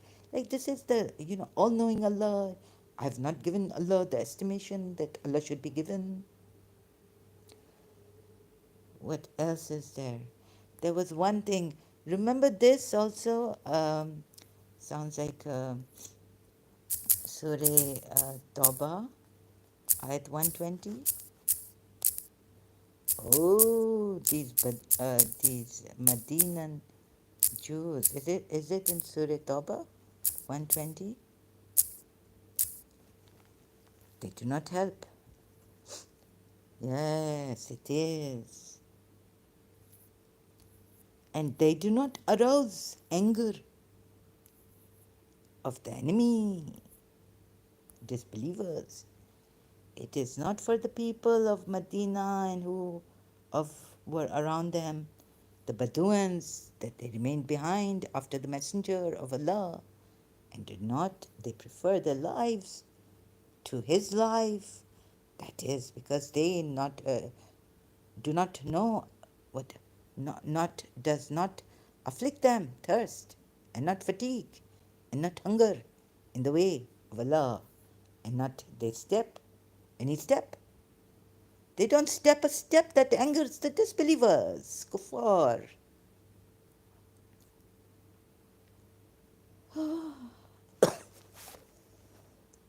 But you're Allah, so they don't, and they don't have to fight.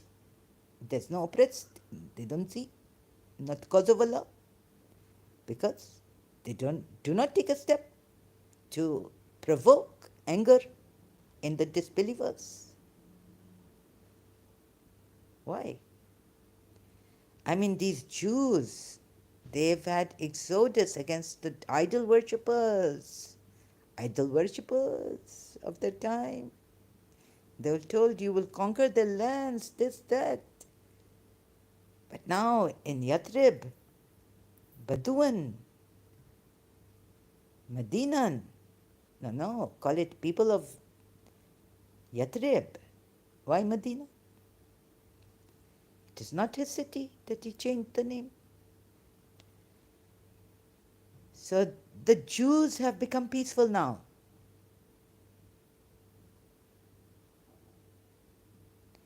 They do not take a step, right? Because mostly in the Yathrib were Jews in Medina. In Makkah, they mostly were polytheists. What has happened to these Jews?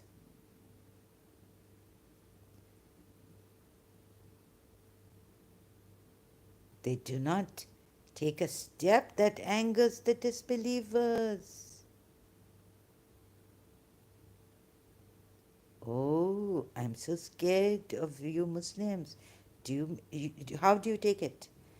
I wouldn't take a step to anger you Muslims, lest I be put on blasphemy or killed or threatened. Because you Muslims do that. Disrespect to Prophet Muhammad. Fight. Kill the apostates. Sunni Hadith. And even in Shia Islam, kill the apostate. Murtad or mulhad.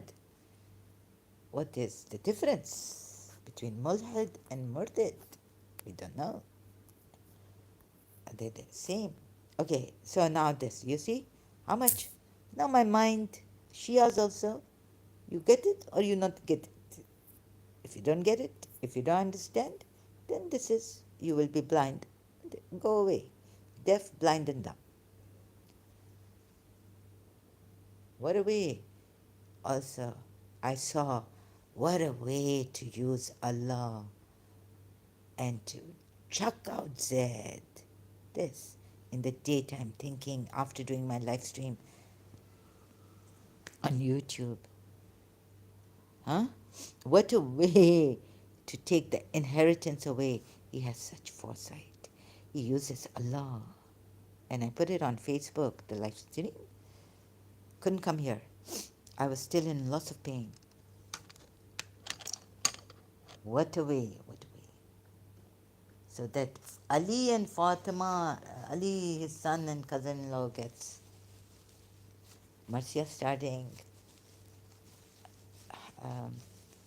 sad but very, yeah. So, and you say, because your Imam say, that the Imam coming from, he couldn't make Zayd an Imam. Oh no, because it's not from his blood. Not from his blood, not from Fatima. He made his son. That's why he couldn't give Fatima to his son Zayd. He gave it to Ali.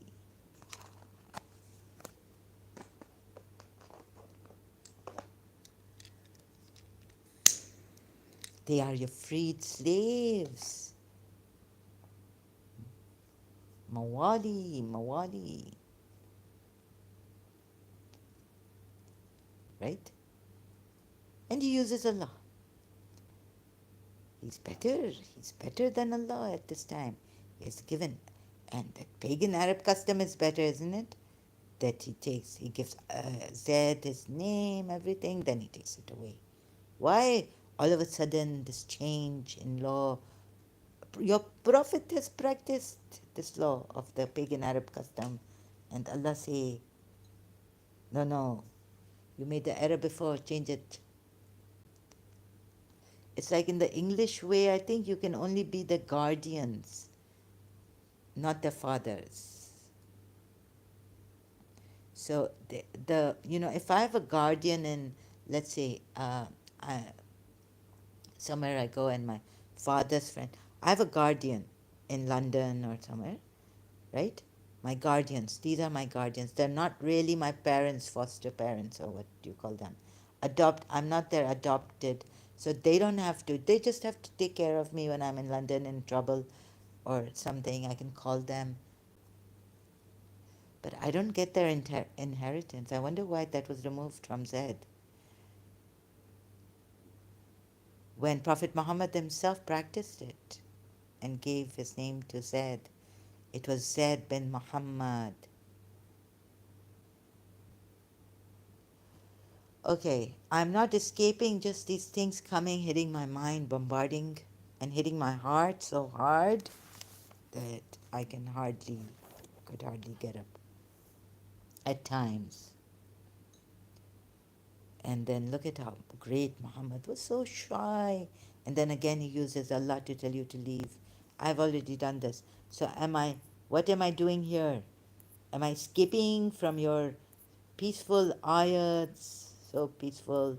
Do not wrong the punishment in yours. Shall I apologize for my previous live streams? I say, look, I've seen the folly. Although on face value, don't take these ayats which say, don't fight them, fight in the cause of Allah, only in quotation marks, closed, against those. But even if the only is not put here, it means never to fight an aggressive war. No, no, no. But attack caravans of the polytheists. See if the reason the Shias have given is also true. Right, justified. Against those who wage war against you, never to fight them. Don't fight them. Doesn't say never, but I said it. Fight in the cause of Allah. Against those who wage war against you, but do not exceed the limits. Oh, what limit have you exceeded now? What do you mean by do not? I can read the footnote, but I don't want to get lost. Maybe the footnote is very clear and it will clarify things from the Sunni side also. Quran.com. Kill them wherever you find them. Do not exceed. I mean, the Badu. I think these polytheists. I was asking my father, why didn't they attack 72 men and Imam Hussein included in Karbala? They had rule these polytheists. Just, even though there was like 3,000, they could have just gone. But no. Hazrat Abbas was Hercules.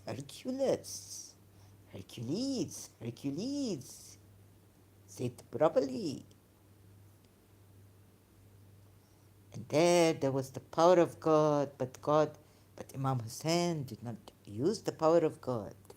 He could have just pointed at the 3,000 army of Yazid and gone case. Dead. Allah made the people of Israel, Bani Israel, the children of Israel die in war when they were running away. Then he brought them back to life. He can do this. So why weren't they coming attacking? Because in even the polytheists, they kept even the 3,000. One by one. One from our army. One from your army, one from our army. Huh? So do not exceed limits. But I see that you are exceeding limits wherever you find them and drive them out from where they have drove you out. Or they plan to drive you out and kill you. Surah Hasharayat. Surah Hasharayat. So drive them out. And even no, Sarah, they could not have broken their homes. It says the fortresses. Surah Hasharayat. They were hiding in the fortresses after having attacked. He is the one who expelled the disbelievers of the people of the book from the homes. Homes? Is it fortresses? From the fortresses. Diyarihim. No, Zara. Diyar doesn't mean bed. It means the fortresses because they hide behind fortresses. Do you remember? Surah Hasharat. Why do you keep saying that translation, Sunni translation? Surah Hasharat. They hide behind fortresses.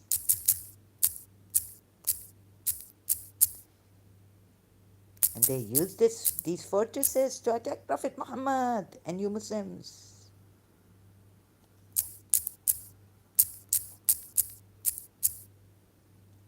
Oh. Now my battery is going down, down, down, down.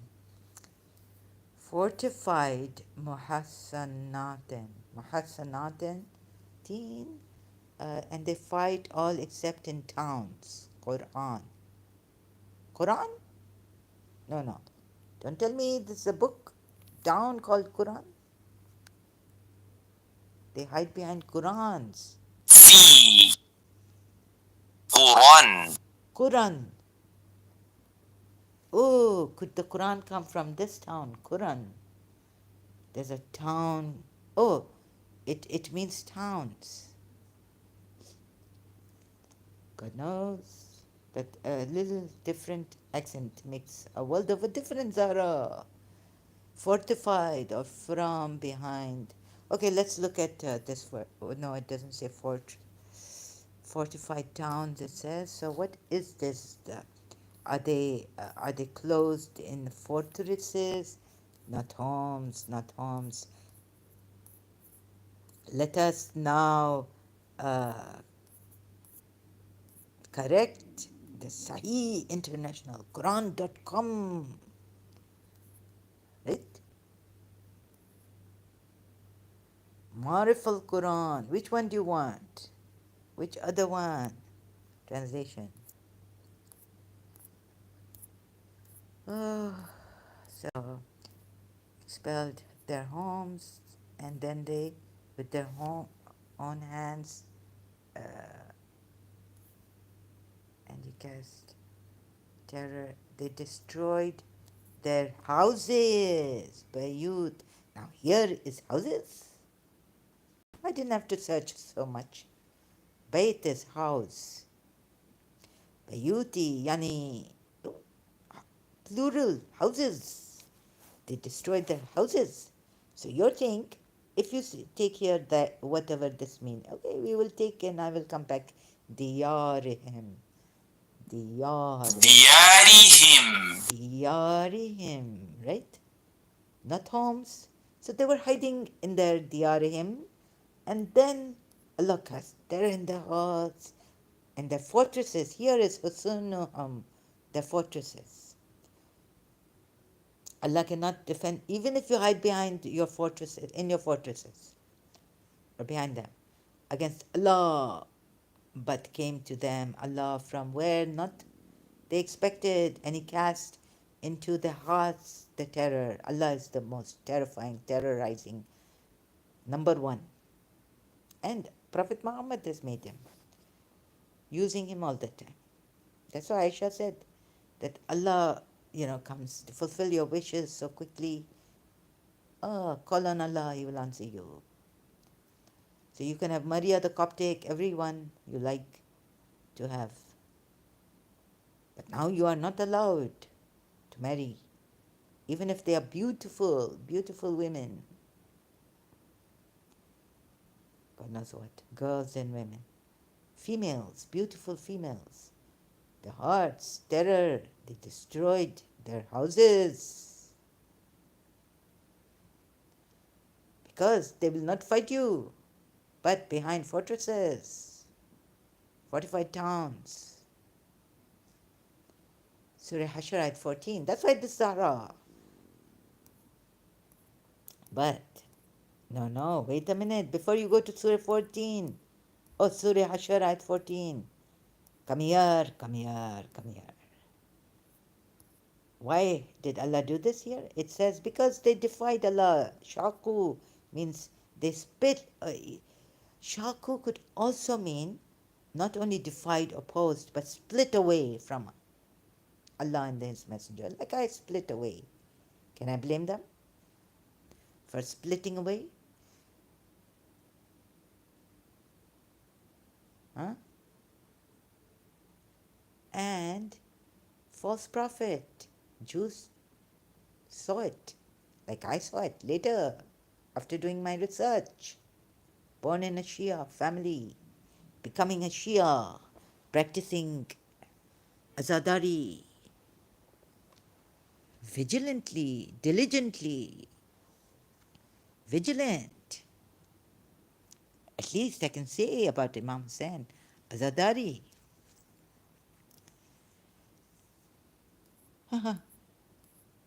Very, very peaceful, very peaceful. So you keep, how shall I show you now that you look at the ayats where it says, fight them, but don't fight them. Fight them only if they fight you. And this and that. Now is it more clear for you Shias also? Or not? And when it's against the Medinan people and the Bedouin Arabs, they do not arouse even the anger. But Allah doesn't like that. They are cowards. They do not arouse the anger of the disbelievers, kafir, kuffar. No, no. So you're not supposed to even provoke them, right? The disbelievers. Look at the contradictions. Look at the contradictions. How you take those peaceful ayats and how you have been indoctrinated and uh, deceived, brainwashed. This is the way to brainwash you. Completely classic. It's a classic hypocrisy. A1 hypocrisy, we say, right? It is the A1 way of brainwashing you, thinking, oh, I'm peaceful, Allah is peaceful, Islam is peaceful. Do not fight them. Let's see now. For now, take a break. Let's see if you see this, please. I saw it. That's why I left it. I chose the truth and justice proper. Left Imam Hussein too, left Shia Islam too, and wouldn't go to even Ismaili Islam or Bori Islam or any other kind of Islam, fighting my weakness, and have to take a risk even to tell Dr. Khalil Andani,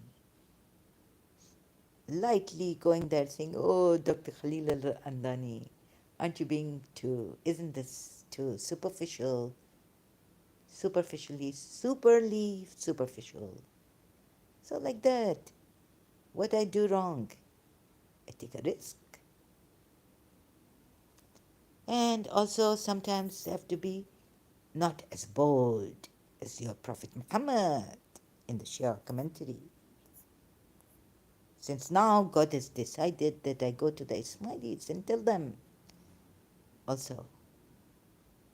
Before I never used to trouble people or say anything on their comment like this. But on Khalil, Dr. Khalil Andani's TikTok or what? Imamat. Proof of Imamat in the Quran and the Sunnah.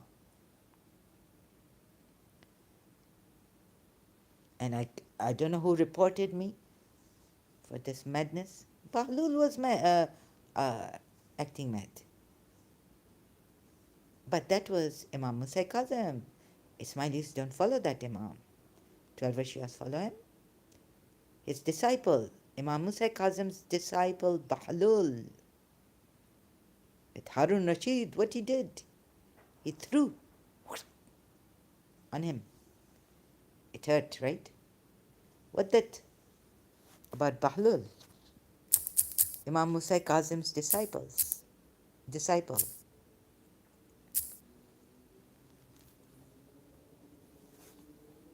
On Harun Rashid said something like questioning him about this. How will this clay burn or what? I don't know what it was that Harun Rashid questioned Bahlul. Caliph Harun al Rashid had begun a crackdown against the followers of the imprisoned Imam Musa al Kazim. Wahab and a few others, Imam sought advice.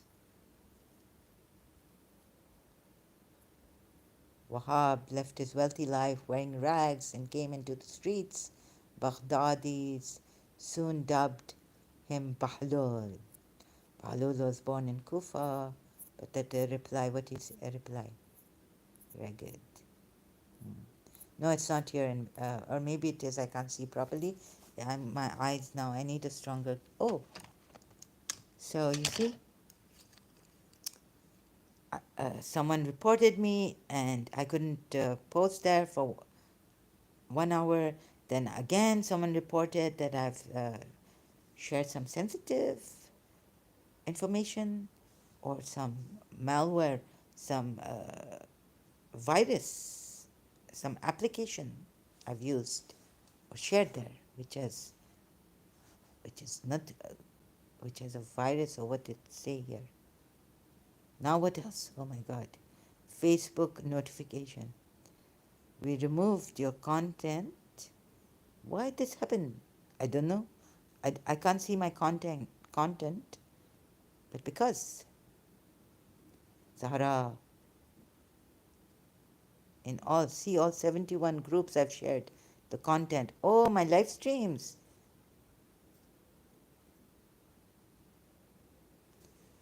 So what did it say previously? No, here. Your content goes against our community standards on cybersecurity. It looks like you tried to gather sensitive information or shared malicious software on 71 groups and pages of mine on Facebook.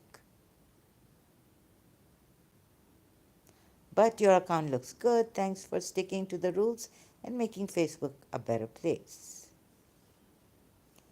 My goodness, when did I do this?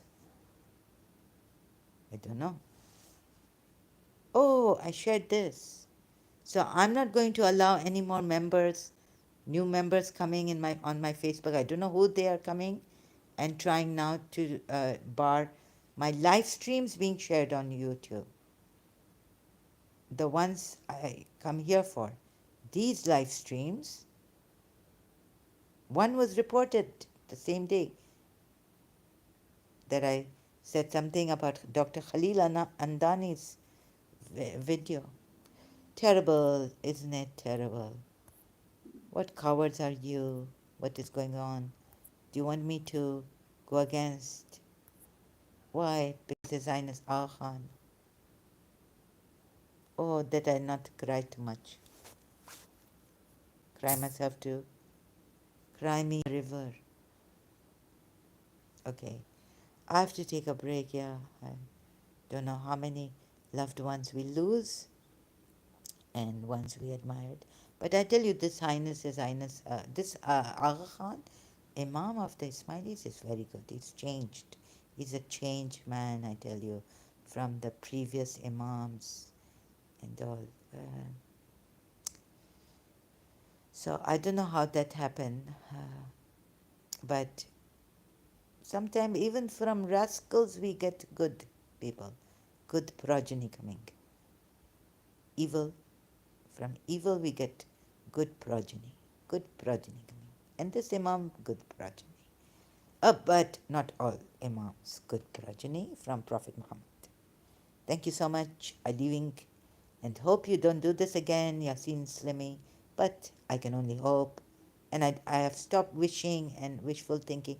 But sometimes in my weakness, yeah, this is my weakness. I hope that you see And the Shias also see this is for mostly concentrated uh, for the Shias, but also helping Sunni Muslims who think these peaceful verses were not abrogated and there's peace. Against the disbelievers, they can practice their religion as long as they ask for forgiveness, accept your Islam, and not do anything to bar you, stop you from spreading Islam or practicing Islam. And what else is there?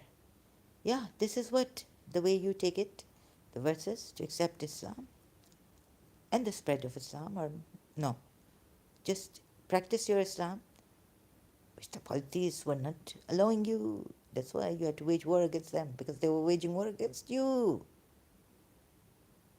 right? Exiled you, killed you, tried to. But God saved Prophet Muhammad. He couldn't save the truth of Prophet Muhammad in Uhud. And who saved Prophet Muhammad? What Abu Sufyan say here? Let me read it now before I go. So I'll leave you with this maybe. Unless someone come here and ask me a question and I have to reply. This defeat was a major catastrophe of the people of Makkah. No, wait. Yes, yes. Here? No, yes, yes. March, Makkah to Medina, Muslim encamped. What you suffered on the day the two armies met, because there's Quran ayat coming, right?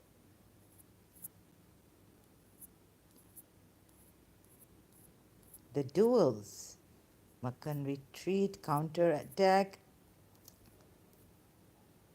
The Prophet became the object of the attack of various units of the army of Quraysh from all sides. Ali attacked in compliance with Muhammad's orders.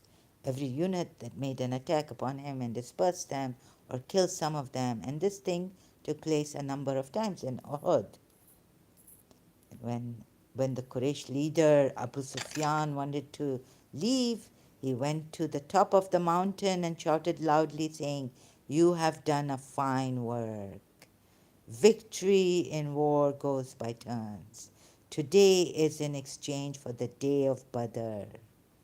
Rightfully so, rightfully so. Show your superiority, O Baal.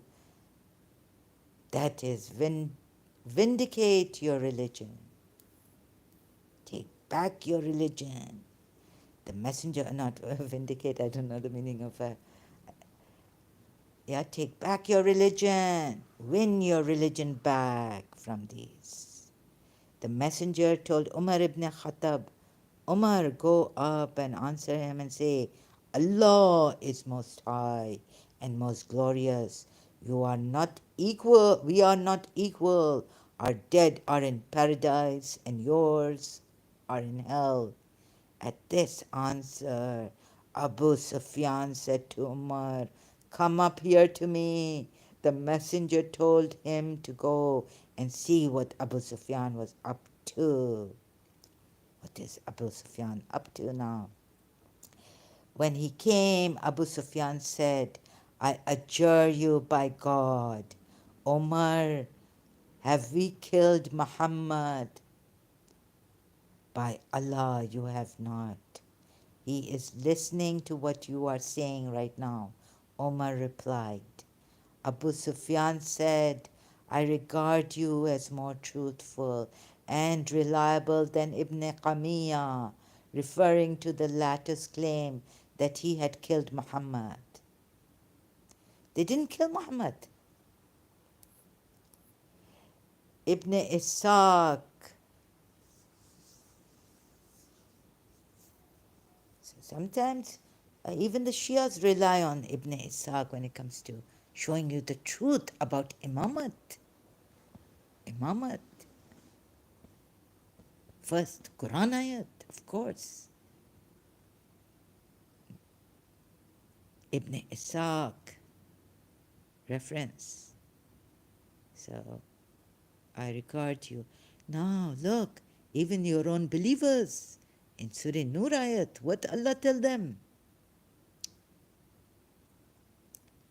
lying, spreading false rumors. What are you doing, believers?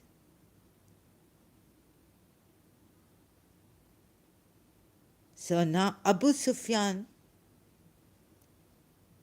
someone has said that,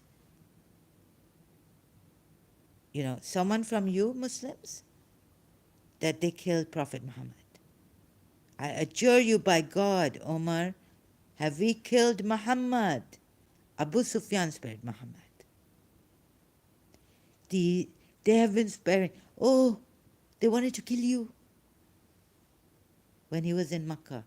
They didn't kill him in Uhud where they won. After all, they won. After many wars, skirmishes, what? Re-attacking, attacking.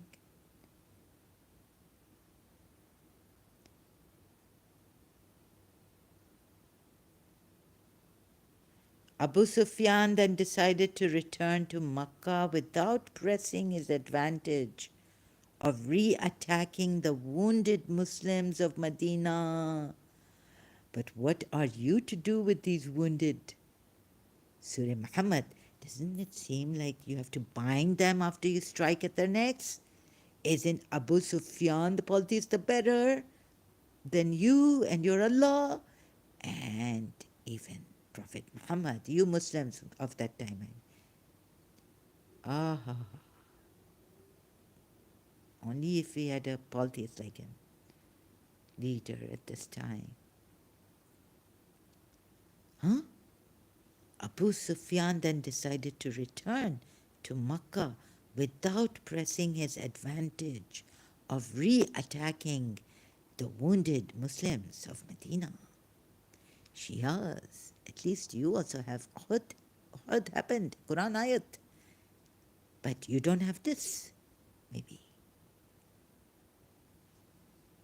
The battle is generally believed by scholars to be a defeat for the Muslims, as they had incurred greater losses than the Meccans.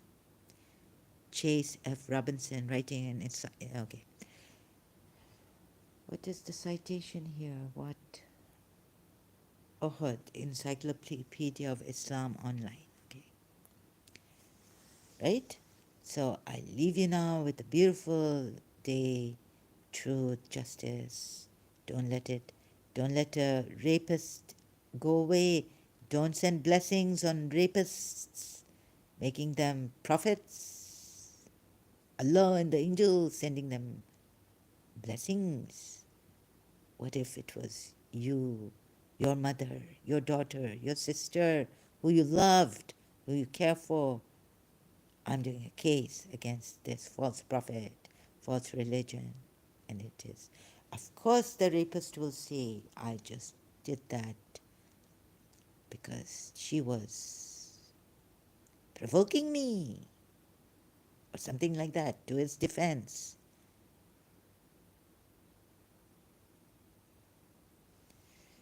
Oh, goodness, what have I seen?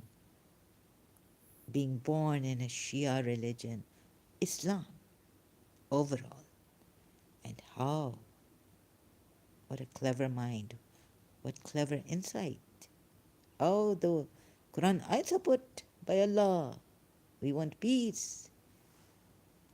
Imam Ali says, I found saying of Imam Ali in Karachi. I made a group or group on Facebook, and the title, Islam is a mission of love and peace.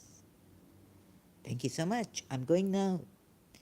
Something has possessed me here. I feel strange, but very good, very good. Justified. I don't mind this possession. Thank you so much. Thank you so much. God bless you all. Please leave the rapists